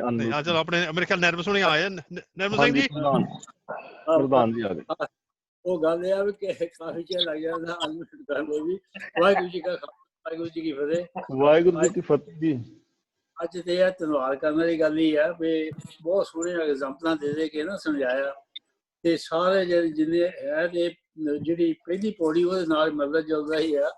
ਸਵਾਲ ਜਵਾਬ ਜਿਹੜਾ ਉਹ ਪਹਿਲੀ ਪੌੜੀ ਦਿੱਤਾ ਹੈਗਾ ਤੇ ਮੂੰਹ ਪੁੱਛਿਆ ਜਾਵੇ, ਇਹਦੇ ਵਿੱਚ ਵੀ ਇਹੀ ਹੈ ਚਾਕਰ ਬਾਰੇ ਜਾਂ ਆਪਣੇ ਬਰਾਬਰ ਗੌਰ ਦੇ ਬਰਾਬਰ ਨਹੀਂ ਹੋਣਾ ਚਾਹੀਦਾ, ਕਿ ਆਪਣੇ ਆਪ ਨੂੰ ਕਿਸੇ ਦੇ ਬਰਾਬਰ ਵੀ ਨਹੀਂ ਹੋਣਾ ਚਾਹੀਦਾ। ਆਪਣੇ ਆਪ ਇੰਡੀਪੈਂਡੈਂਟ ਆਪਣੇ ਆਪ ਤਰੱਕੀ ਜੇ ਕਰਨੀ ਹੈ ਜਾਂ ਸੋਚਣਾ, ਤੇ ਉਹਦੀ ਹੈਗਾ ਗੌਰ ਦੀ ਹੈਗਾ ਪਰਮਾਤਮਾ ਦੀ ਰਜ਼ਾ ਦੇ ਵਿੱਚ ਹੀ ਹੈ ਕਿ ਚੱਲਣਾ ਚਾਹੀਦਾ ਆ। ਤੇ ਬਾਕੀ ਹੈਗਾ ਬਹੁਤ ਸੋਹਣੇ ਇਹਨਾਂ ਨੇ ਐਗਜ਼ਾਮਪਲਾਂ ਦਿੱਤੀਆਂ ਤੇ ਮੈਂ ਗਿਆਨੀ ਉਹਨਾਂ ਦਾ ਬਹੁਤ ਬਹੁਤ ਧੰਨਵਾਦੀ ਹਾਂ। ਬਾਕੀ ਮੈਂ ਇੱਕ ਹੋਰ ਦੱਸਣਾ ਚਾਹੁੰਦਾ ਕਿ ਮੈਨੂੰ ਆਪਣੇ ਪਾਲੋ ਨੇ ਕੱਲ ਅੱਜ ਸਵੇਰੇ ਮੈਨੂੰ ਉਹ ਟੈਲੀਫੋਨ ਕੀਤਾ ਵੀ ਇੱਕ ਟੈਲੀਵਿਜ਼ਨ ਤੇ ਆਇਆ ਸੀਗਾ ਕਿ ਬਜ਼ੁਰਗ ਦੀ ਇੱਕ ਐਗਜ਼ਾਮਪਲ ਜੀ ਆਈ ਸੀ, ਸਿਆਣਾ 100 ਸਾਲ ਦੇ ਉੱਪਰ ਸੀਗਾ। ਉਹ ਓਲਡ ਪੀਪਲ ਹਾਊਸ ਦੇ ਵਿੱਚ ਕਿਸੇ ਨੇ ਰੱਖਿਆ ਸੀਗਾ, ਤੇ ਉੱਥੇ ਕੋਈ ਇੱਕ ਮੁਸਲਮਾਨ ਕਹਿੰਦੇ ਆ ਕਿ ਉਹਨੂੰ ਕੋਈ ਪਤਾ ਨਹੀਂ ਕੀ ਪੜ੍ਹਾ ਰਿਹਾ ਸੀਗਾ। ਤੇ ਉਹਦੇ ਬਾਰੇ ਮੈਂ ਦੇਖਿਆ ਤਾਂ ਹੈ ਨਹੀਂ, ਪਰ ਜਿਹਨਾਂ ਨੇ ਦੇਖਿਆ ਵੀ ਤਾਂ ਜ਼ਰੂਰ ਚੱਲਣਾ ਪਾਇਓ। ਤੇ ਵੀ ਏਦਾਂ ਦੀ ਆਪਾਂ ਨੂੰ ਉਹਦਾ ਬਚਾਓ ਵੀ ਰੱਖਣਾ ਚਾਹੀਦਾ ਕਿ ਇਹੋ ਜਿਹੇ ਬੰਦੇ ਜਿਹੜੇ ਆ ਕਿਹੜੀ ਹੈਗਾ ਨਵੀਂ ਗੱਲ ਕੋਈ ਪੜ੍ਹਾਉਂਦੇ ਆ, ਉਹ ਵੀ ਹੈਗਾ ਏਦਾਂ ਦੇ ਗੁਰਬਾਣੀ ਤੋਂ ਆਪਾਂ ਸੇਧ ਲੈ ਕੇ ਉਹਨਾਂ ਨੂੰ ਵੀ ਹੈਗਾ ਥੋੜਾ ਸਮਝਾਉਣਾ ਚਾਹੀਦਾ। ਬਾਕੀ ਮਾਪਿਆਂ ਨੂੰ ਹੈਗਾ ਬੱਚਿਆਂ ਨੂੰ ਵੀ ਸਮਝਾਉਣਾ ਚਾਹੀਦਾ ਵੀ ਮਾਪਿਆਂ ਦੀ ਸੇਵਾ ਕਰਨੀ ਚਾਹੀਦੀ ਆ। ਏਦਾਂ ਜੇ ਕਹਿੰਦੇ ਵੀ ਹੈ ਵੀ 100 ਸਾਲ ਦੇ ਉੱਪਰ ਸੀ ਉਹ ਕਹਿੰਦੇ ਤੇ ਸੁਣਿਆ ਵੈਸੇ ਹਾਂਜੀ ਹਾਂਜੀ ਨਵਨ ਸਿੰਘ ਜੀ, ਪਹਿਲਾਂ ਵੀ ਥੋੜੀ ਜਿਹੀ ਗੱਲ ਹੋਈ ਸੀ ਤਾਂ ਆਪਣੇ ਭੈਣ ਜੀ ਕੁਲਦੀਪ ਕੌਰ ਕਹਿੰਦੇ ਸੀ ਵੀ ਕੋਈ ਮੈਨਚੈਸਟਰ ਤੋਂ ਆ। ਹਾਂਜੀ, ਪਰ ਇਹ ਤੋਂ ਵੱਧ ਨਹੀਂ ਇਸ ਵੇਲੇ ਪਤਾ ਜੀ। ਪੰਜਾਬ ਨੈਸ਼ਨਲ ਜਿਹੜਾ ਰੇਡੀਓ ਉਹਨਾਂ ਨੇ ਸਵੇਰੇ ਕਿਹਾ ਸੀ, ਕਹਿੰਦੇ ਸੀ ਕਿ ਇਹ ਖਬਰ ਇੰਨਾ ਪੱਕਾ ਪਤਾ ਲੱਗ ਗਿਆ ਕਿ ਮੈਨਚੈਸਟਰ ਦੀ ਆ, ਪਰ ਕੌਣ ਹੈ ਕੌਣ ਨਹੀਂ ਇਹ ਨਹੀਂ ਪਤਾ, ਕਿਉਂ ਕਰ ਰਹੇ ਆ ਇਹ ਨਹੀਂ ਪਤਾ, ਕਿ ਠੀਕ ਨਿਊਜ਼ ਹੈ ਜਾਂ ਕਿਸੇ ਨੇ ਫੇਕ ਪਾਈ ਆ। ਅਸਲ 'ਚ ਨਾ ਮੈਨੂੰ ਗੱਲ ਭੈਣ ਸਮਝ ਨਹੀਂ ਆਈ, ਥੋੜਾ ਦੱਸੋਗੇ ਕੀ ਗੱਲ? ਜਿਹੜੇ ਹੈ ਨਾ ਆਪਣੇ ਮੱਲੀ ਹੁਣੀ ਆ, ਉਹ ਵੀ ਕੱਲ ਬੋਲੇ ਸੀ ਰਾਤ ਨਿਊਜ਼ ਵਿੱਚ ਸੀਗਾ 105 ਸਾਲ ਦੇ ਬਜ਼ੁਰਗ ਆ ਉਹ। ਹਾਂਜੀ, ਹਸਪੀਟਲ ਦੇ ਵਿੱਚ ਆ, ਉਹਨੂੰ ਕੋਈ ਆਪਣਾ ਮੁਸਲਮਾਨ ਬੰਦਾ ਉਹਨੂੰ ਆਪਣਾ ਜਿੱਦਾਂ ਮੈਂ ਕਿਸੇ ਨੂੰ ਆਪਣਾ ਧਰਮ ਕਰਾਂ ਵੀ ਤੁਸੀਂ ਮੇਰੇ ਧਰਮ ਵਿੱਚ ਆ ਜਾਓ, ਉਹ ਆਪਣਾ ਉਹਨਾਂ ਨੂੰ ਪੜ੍ਹਾ ਰਿਹਾ ਸੀ। ਪਹਿਲਾਂ ਉਹਨਾਂ ਦਾ ਖੱਬਾ ਹੱਥ ਕੀਤਾ ਤੇ ਉਂਗਲੀ ਵੀ ਖੜੀ ਕਰੋ। ਉਹ ਬਜ਼ੁਰਗ ਨੂੰ ਕੋਈ ਸਮਝ ਨਹੀਂ ਸੀ ਆ ਰਹੀ, ਉਹ 105 ਸਾਲ ਦਾ ਬਜ਼ੁਰਗ ਆ। ਤੇ ਫਿਰ ਉਹਨਾਂ ਆਪਣਾ ਕਹਿੰਦਾ ਸੱਜਾ ਹੱਥ ਕਰੋ, ਪਰ ਸੱਜੇ ਹੱਥ ਤੇ ਉਹਨਾਂ ਦੇ ਡ੍ਰੌਪ ਲੱਗਾ ਸੀ, ਹਸਪੀਟਲ ਦੇ ਵਿੱਚ ਆ। ਇਹ ਨਹੀਂ ਪਤਾ ਉਹ ਕਿੱਥੇ ਕਿਹੜੇ ਹਸਪੀਟਲ 'ਚ ਆ, ਕਿੱਥੇ ਹੈਗੇ ਆ, ਇਹ ਕੁਛ ਨਹੀਂ ਪਤਾ। ਆਪਣੇ ਸਾਊਥਾਲ ਵਾਲੇ ਜਿਹੜੇ ਮੱਲੀ ਹੈਗੇ ਪ੍ਰਧਾਨ ਗੁਰਦੁਆਰੇ ਵਾਲੇ, ਉਹ ਵੀ ਬੋਲੇ ਆ, ਤੇ ਈਰਥ ਵਾਲਾ ਜਿਹੜਾ ਸੁਰਿੰਦਰ ਸਿੰਘ ਚਾਹਲ ਆ ਕੌਣ, ਉਹ ਬੋਲਿਆ। ਅੱਛਾ, ਉਹਨੂੰ ਕੋਈ ਆਪਣੇ ਧਰਮ ਦੀ ਗੱਲ ਪੜ੍ਹਾ ਰਿਹਾ ਸੀ? ਹਾਂਜੀ, ਆਪਣੇ 105 ਸਾਲ ਦੇ ਉਹ ਬਜ਼ੁਰਗ ਆ, ਹਸਪੀਟਲ ਦੇ ਵਿੱਚ ਆ, ਪੂਰੇ ਸਿੰਘ ਆ ਉਹ ਬਜ਼ੁਰਗ ਚ। ਹਾਂਜੀ, ਅੱਛਾ ਅੱਛਾ ਅੱਛਾ। ਇਹ ਹੁਣ ਉਹ ਦੇਖੋ, ਜੇ ਅਸੀਂ ਜੇ ਗੁਰਬਾਣੀ ਦੇ ਨਾਲ ਜੁੜੇ ਰਹੇ ਵੀ ਨਾ, ਅਸੀਂ ਆਪ ਪੜ੍ਹੀਏ ਤਾਂ ਫਿਰ ਸਾਨੂੰ ਇਹੋ ਜਿਹੀਆਂ ਚਿੰਤਾਵਾਂ ਕਰਨ ਦੀ ਲੋੜ ਨਹੀਂ, ਕਿਉਂਕਿ ਸਾਨੂੰ ਪਤਾ ਨਹੀਂ ਹੁੰਦਾ ਤੇ ਉਹ ਫਿਰ ਇਸ ਤਰ੍ਹਾਂ ਕਰੀ ਜਾਂਦੇ ਨੇ, ਤੇ ਗਲਤ ਹੈਗਾ ਇਸ ਤਰ੍ਹਾਂ। ਤੇ ਸਾਨੂੰ ਆਪ ਨੂੰ ਸੁਚੇਤ ਹੋਣ ਦੀ ਜ਼ਰੂਰਤ ਹੈਗੀ ਜ਼ਿਆਦਾ ਨਾ। ਪਰ ਉਹ ਬਜ਼ੁਰਗ, ਉਹਨਾਂ ਨੂੰ ਮੇਰਾ ਖਿਆਲ ਉਹ ਕਹਿੰਦੇ ਆ ਵੀ ਬਜ਼ੁਰਗ ਨੂੰ ਪੂਰੀ ਹੋਸ਼ ਪਤਾ ਨਹੀਂ ਹੈਗਾ। ਉਹਨਾਂ ਨੂੰ ਪਤਾ ਹੀ, ਬਜ਼ੁਰਗ ਨੂੰ ਪਤਾ ਹੀ ਨਹੀਂ, ਜਿਹੜਾ ਹਸਪੀਟਲ ਵਿੱਚ ਦਾਖਲ ਹੈ, ਤੇ ਉਹਨੂੰ ਪਤਾ ਹੀ ਨਹੀਂ ਵੀ ਕੀ ਕਰ ਰਹੇ ਨੇ। ਕਹਿੰਦੇ ਉਹਨੂੰ ਜਿਹੜਾ 105 ਸਾਲ ਦਾ, ਉਹਨੂੰ ਕੀ ਵਿਚਾਰੇ ਨੂੰ ਸੁਰਤ ਹੋਣੀ ਹੈ, ਤਾਂ ਉਹਦਾ ਧਰਮ ਬਦਲ ਕੇ ਕਰਨਗੇ ਵੀ ਕੀ, ਬਦਲ ਵੀ ਲੈਣਗੇ। ਇਹ ਮੇਰਾ ਖਿਆਲ ਹੈ ਇਹ ਸਾਰੇ ਗੈਸਿੰਗ ਹੈ, ਯਾਨੀ ਜੀ ਮੈਨੂੰ ਲੱਗਦਾ ਕਿ ਜੋ ਦੇਖਿਆ ਜ਼ਰੂਰ ਹੈਗਾ, ਇਹ ਸਭ ਗੈਸ ਵਰਕ ਕਰ ਰਹੇ ਹੈਗੇ ਆ ਕਿ ਉਹ ਧਰਮ ਕਰ ਰਿਹਾ ਜਾਂ ਜੇ ਕਰ ਰਿਹਾ। ਹੁਣ ਤੁਸੀਂ ਖੁਦ ਹੀ ਦੇਖੋ, ਜਿਹੜਾ ਬੰਦਾ 105 ਦਾ ਸਮਝਦਾ ਹੀ ਨਹੀਂਗਾ, ਕੁਝ ਵੀ ਬੋਲ ਨਹੀਂ ਸਕਦਾ, ਤੇ ਉਹ ਕੀ ਧਰਮ ਬਾਰੇ ਸਿੱਖ ਸਕਦਾ? ਜੇ ਸਪੋਜ਼ ਕਰੋ ਉਹਨੂੰ ਮੁਸਲਮਾਨ ਬਣਾ ਵੀ ਦਿੱਤਾ ਆਪਣੇ ਵੱਲੋਂ, ਤੇ ਉਹਦਾ ਮੁਸਲਮਾਨ ਨੂੰ ਕੀ ਫਾਇਦਾ ਆ? ਤੇ ਸਿੱਖ ਜਿਹੜਾ 105 ਸਾਲ ਸਿੱਖ ਰਿਹਾ ਆ, ਉਹ 2 ਮਿੰਟਾਂ ਕੀ ਤੁਹਾਡਾ ਖਿਆਲ ਮੁਸਲਮਾਨ ਬਣ ਸਕਦਾ? ਭਾਵੇਂ ਜੋ ਮਰਜ਼ੀ ਪੜ੍ਹਾਈ ਜਾਓ। ਇਸ ਕਰਕੇ ਆਪਣੇ ਵਿਸ਼ਵਾਸ ਹੋਣਾ ਚਾਹੀਦਾ ਗੁਰੂਆਂ ਦੇ। ਮੇਰਾ ਖਿਆਲ ਇਹ ਸਭ ਗੈਸ ਹੈਗਾ ਆ, ਫੇਕ ਹੈ।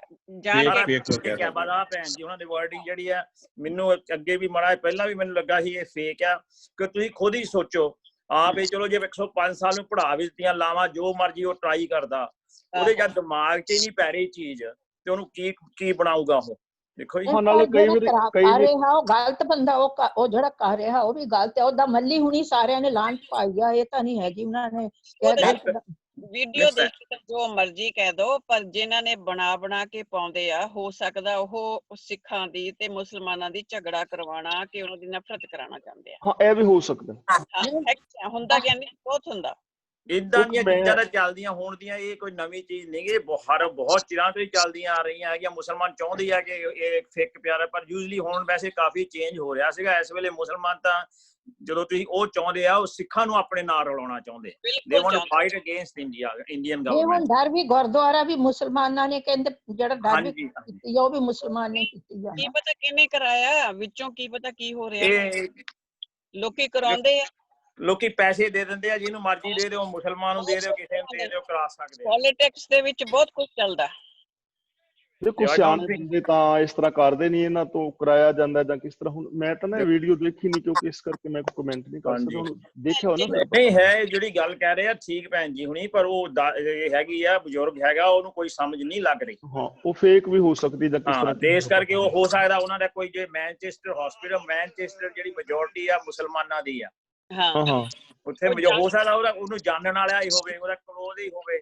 ਇਹ ਕੋਈ ਜ਼ਰੂਰੀ ਨਹੀਂਗਾ ਕਿ ਉਹ ਪੜ੍ਹਾ ਰਿਹਾ ਹੈਗਾ ਕਿਸੇ ਨੇ। ਹੋ ਸਕਦਾ ਜੀ।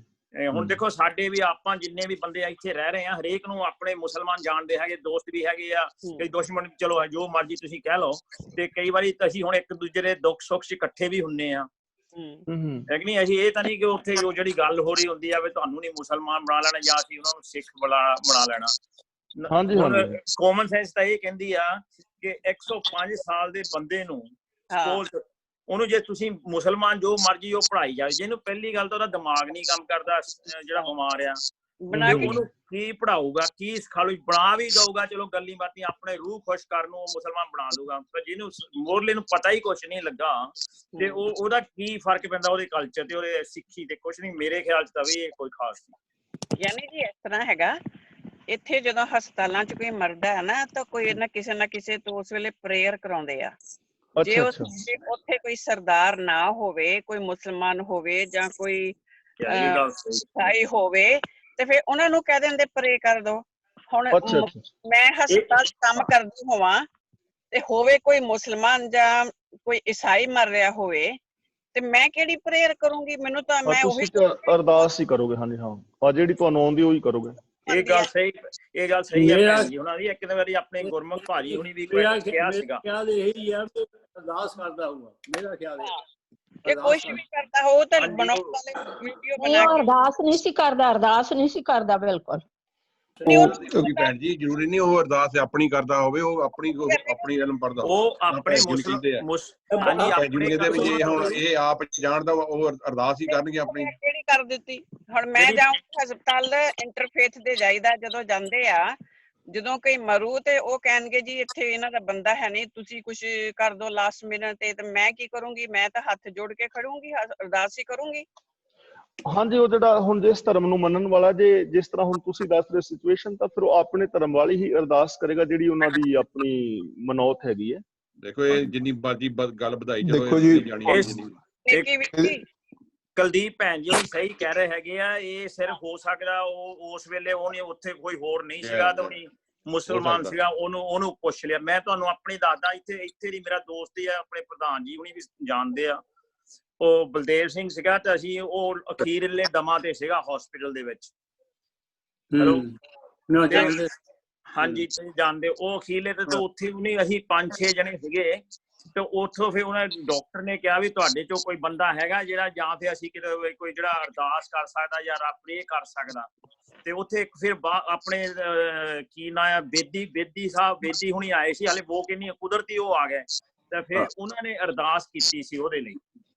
ਤੇ ਜੇ ਉਹ ਨਾ ਹੁੰਦੇ ਜਾਂ ਉੱਥੇ ਕੋਈ ਚਲੋ ਸਪੋਜ਼ ਕੋ ਪ੍ਰੀਸਟ ਕੋਈ ਮੁਸਲਮਾਨ ਹੁੰਦਾ ਜਾਂ ਕ੍ਰਿਸਚਨ ਹੁੰਦਾ ਤੇ ਉਹ ਵੀ ਕਰ ਸਕਦਾ ਸੀਗਾ। ਠੀਕ ਹੈ ਜੀ। ਤੇ I don't think we should take very serious ਕੋਈ ਨੇਕੀ ਵੀਰ ਜੀ। ਹਾਂਜੀ ਕੱਲ ਮੈਂ ਤੁਹਾਨੂੰ ਇੱਕ ਵੀਡੀਓ ਭੇਜੀ ਸੀ ਜਿਹੜੀ ਗੋਰਾ ਬੋਲਦਾ ਉਹ ਐਕਟਰ। ਮੈਂ ਦੇਖੀ ਨਹੀਂ ਹਾਲੇ, ਮੈਂ ਦੇਖੂਗਾ ਹੁਣ ਜੀ। ਨਹੀਂ ਤੁਸੀਂ ਜਵਾਬ ਦਿੱਤਾ ਸੀ ਮੈਨੂੰ। ਹਾਂਜੀ ਦੇਖੀ ਤੁਸੀਂ ਮੈਨੂੰ। ਅੱਛਾ ਮੈਂ ਠੀਕ ਹੈ ਤੁਸੀਂ ਮੈਨੂੰ ਭੇਜੀ ਗਲਾਸ।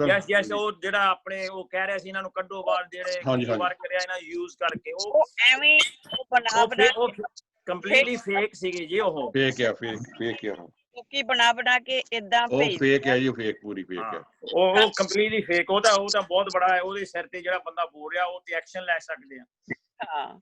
ਇਹ ਨਹੀਂ ਹੋਏ ਇਦਾਂ ਦੀਆਂ। ਦੇਖੋ ਇਹੀ ਚੀਜ਼ਾਂ ਹੈਗੀਆਂ ਜਿਹੜੀਆਂ ਤੁਸੀਂ ਹੁਣ ਆਮ ਬੰਦੇ ਨੇ ਉਹ ਗੱਲ ਸੁਣਨੀ ਆ ਜਿਹੜੀ ਉਹ ਗੋਰੇ ਵਾਲੀ, ਉਹਨੇ ਕਹਿਣਾ ਜੀ ਇਹ ਤਾਂ ਬਹੁਤ ਸਾਡੇ ਵਰਖਲਾ ਬਹੁਤ ਜਾ ਰਹੇ ਆ। ਇਹ ਭੜਕਾਊ ਚੀਜ਼ਾਂ ਆ। ਹਾਂ, ਜਿਨ੍ਹਾਂ ਨੂੰ ਪੋਲਿਟਿਕਸ ਜਾਂ ਰਿਲੀਜੀਅਨ ਸਮਝ ਨਹੀਂ ਆਉਂਦਾ ਉਹ ਫਿਰ ਦਿਲ ਨੂੰ ਲਾ ਕੇ ਬਹਿ ਜਾਂਦੇ ਆ ਕਿ ਸੱਚੀ ਗੱਲ। ਹਾਂਜੀ ਇਹ ਗੱਲ ਹੈਗੀ। ਇੱਕ ਹੋਰ ਹੋ ਰਹੀ ਜੀ ਵਾਇਰ ਵੀਡੀਓ ਜਿਹੜੀ ਗਿਆਨੀ ਸ਼ਾਇਦ ਤੁਸੀਂ ਵੀ ਜਾਣਦੇ ਹੋ, ਉਹ ਤਾਂ ਦੇਖੀ ਹੋਣੀ, ਆਪਣੀਆਂ ਬੁੜੀਆਂ ਦੀਆਂ ਲੱਤਾਂ ਘਸੀਟ ਰਿਹਾ ਜੀ ਗੁਰਦੁਆਰਾ ਕਿਸੇ। ਹਾਂਜੀ ਹਾਂ। ਉਹ ਕਿਹੜਾ ਗੁਰਦੁਆਰਾ ਜੀ, ਕਿੱਥੇ ਹੈ ਜੀ ਉਹ? ਗੁਰਦੁਆਰਾ ਨਹੀਂ ਹੈਗਾ, ਉਹ ਕੋਈ ਜਗ੍ਹਾ ਹੈ ਜੀ ਕਿਤੇ? ਉਹ ਨਾ ਕੋਈ ਜਗ੍ਹਾ ਹੈਗੀ ਉੱਥੇ ਵੈਸੇ ਹੀ ਤੋਂ ਮਿੱਟੀ ਦੀ, ਤੇ ਉੱਥੇ ਲਿਖਿਆ ਸੀ ਵੀ ਇੱਥੇ ਜਨਾਨੀਆਂ ਦੀਆਂ ਲੱਤਾਂ ਖਿੱਚਣ ਦੇ ਨਾਲ ਤੇ ਉਹ ਪੁੱਤਰ ਮਿਲਦੇ ਨੇ, ਤੇ ਲੱਤਾਂ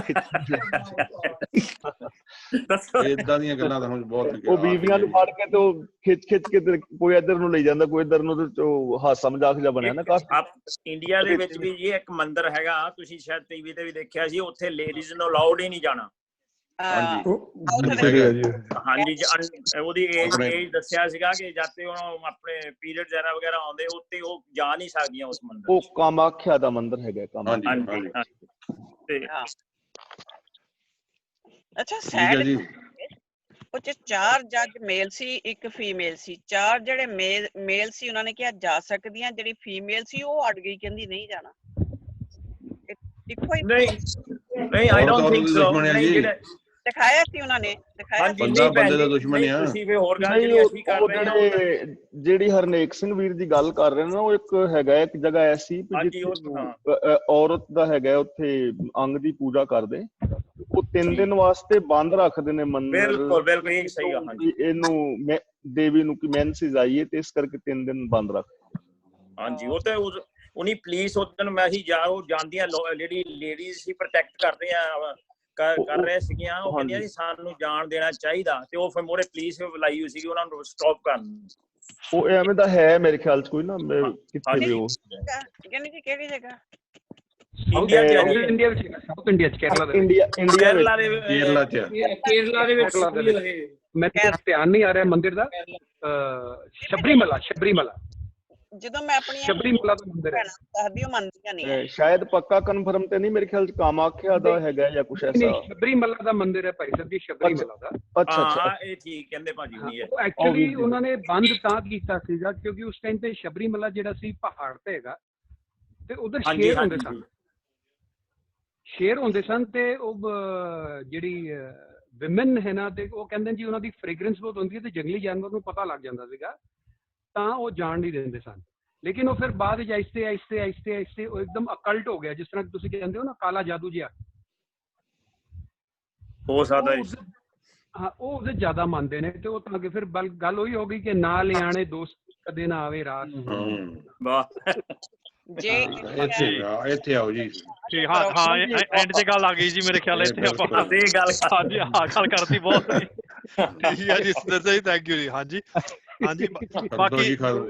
ਹਾਂਜੀ ਬਾਕੀ ਜਿੱਦਾਂ ਆਪਾਂ ਗੱਲ ਕਰਦੇ ਹਾਂ ਜੀ, ਵੀ ਆਪਾਂ ਜਿਹੜੀ ਆਪਣੇ WhatsApp ਤੇ ਜੋ ਹੋਣਾ ਚਾਹੁੰਦੀ ਆ, ਇਹਨਾਂ ਦੇ ਵਿੱਚ ਕੋਈ ਸੱਚ ਵੀ ਹੁੰਦੀ ਆ ਪਰ ਕਈ ਫੇਕ ਹੁੰਦੀਆਂ। ਪਹਿਲਾਂ ਆਪਾਂ ਸੋਚ ਕੇ ਕਰੀਏ। ਹਾਂਜੀ ਤਾਂ ਗਾਹਾਂ ਫੋਰਵਰਡ ਵੀ ਆਪਾਂ ਦੇਖੀ ਆਪਣੇ ਇੱਕ ਆਦਤ ਪਈ ਹੋ ਜਿਹੜੀ ਆਉਂਦੀ ਆਪਾਂ ਝੱਟ ਫੋਰਵਰਡ ਕਰ ਦਈਦੀ ਆ। ਹਾਂਜੀ ਜ਼ਿਆਦੀਆਂ ਫੇਕ ਹੁੰਦੀਆਂ ਨੇ। ਹਾਂਜੀ ਤੁਸੀਂ ਪਹਿਲਾਂ ਆਪ ਥੋੜਾ ਜਿਹਾ ਸੋਚ ਕੇ ਜਿੱਥੇ ਲੱਗਦਾ ਵੀ ਸੱਚੀ ਆ ਉੱਥੇ ਫੋਰਵਰਡ ਕਰੋ, ਜਿਹੜਾ ਪਹਿਲਾਂ ਫੇਕ ਲੱਗਦੀ ਉਹ ਨਾ ਸਟੇਟਮੈਂਟ ਵੀ ਨਾਲ ਹੀ ਆ ਗਿਆ। ਉਹਦਾ ਨੈਕਸਟ ਸਟੇਟਮੈਂਟ ਵੀ ਸਾਡੇ ਕੋਲ ਆ ਗਿਆ, ਚਾਕਰ ਲੱਗੇ ਚਾਕਰੀ। ਅੱਛਾ ਜੀ ਠੀਕ ਹੈ ਜੀ, ਬਿਲਕੁਲ ਠੀਕ ਹੈ। ਜੋ ਤੁਸੀਂ ਫਾਰਵਰਡ ਕਰ ਰਹੇ ਹੋ, ਦੇਖੋ ਤੁਸੀਂ ਕੀ ਫਾਰਵਰਡ ਕਰ ਰਹੇ ਹੋ, ਤੇ ਤੁਹਾਡੀ ਤਨਖਾਹ ਚਲੇਗੀ। ਠੀਕ ਹੈ ਜੀ, ਚਲੋ ਜੀ ਮੇਰੇ ਖਿਆਲ ਆਪਾਂ ਇੱਥੇ ਸਮਾਪਤੀ ਕਰੀਏ ਜੀ। ਕੱਲ ਨੂੰ ਆਪਣੇ ਤਰਲੋਚਨ ਸਿੰਘ ਜੀ ਜੇ ਉਹਨਾਂ ਦੀ ਅੱਜ ਜਿਆਦਾ ਨਾ ਖਾਣਾ ਪੀਣਾ ਕੀਤਾ ਤੇ ਫੇਰ ਤਾਂ ਕੱਲ ਰਾਜੀ ਹੋ ਕੇ ਆ ਜਾਓਗੇ। ਤੁਸੀਂ ਕਹਿਣ ਲੱਗੇ ਵੀ ਜੇ ਉਹਨਾਂ ਦੀ ਉੱਤਰ ਗਈ ਚੜਦੀ ਨਹੀਂ, ਅੱਜ ਉਹਨਾਂ ਨੂੰ ਚੜਦੀ ਨਹੀਂ। ਨਾਮ ਪੀਂਦੇ ਆ, ਨਾਮ ਖੁਆਰੀ ਨਾਮ ਖੁਆਰੀ ਨਾਨਕਾ ਚੜੀ ਰਹੇ ਦਿਨ ਰਾਤ, ਹੁੰਦਾ ਉਹੀ ਭਜਨ ਕਰਦੇ ਜੀ ਉਹ। ਠੀਕ ਹੈ ਠੀਕ ਹੈ, ਚਲੋ ਜੀ ਸਾਰਿਆਂ ਬਹੁਤ ਧੰਨਵਾਦ ਜੀ, ਸਾਰਿਆਂ ਫਤਿਹ ਜੀ। ਵਾਹਿਗੁਰੂ ਜੀ ਕਾ ਖਾਲਸਾ, ਵਾਹਿਗੁਰੂ ਜੀ ਕੀ ਫਤਿਹ ਜੀ।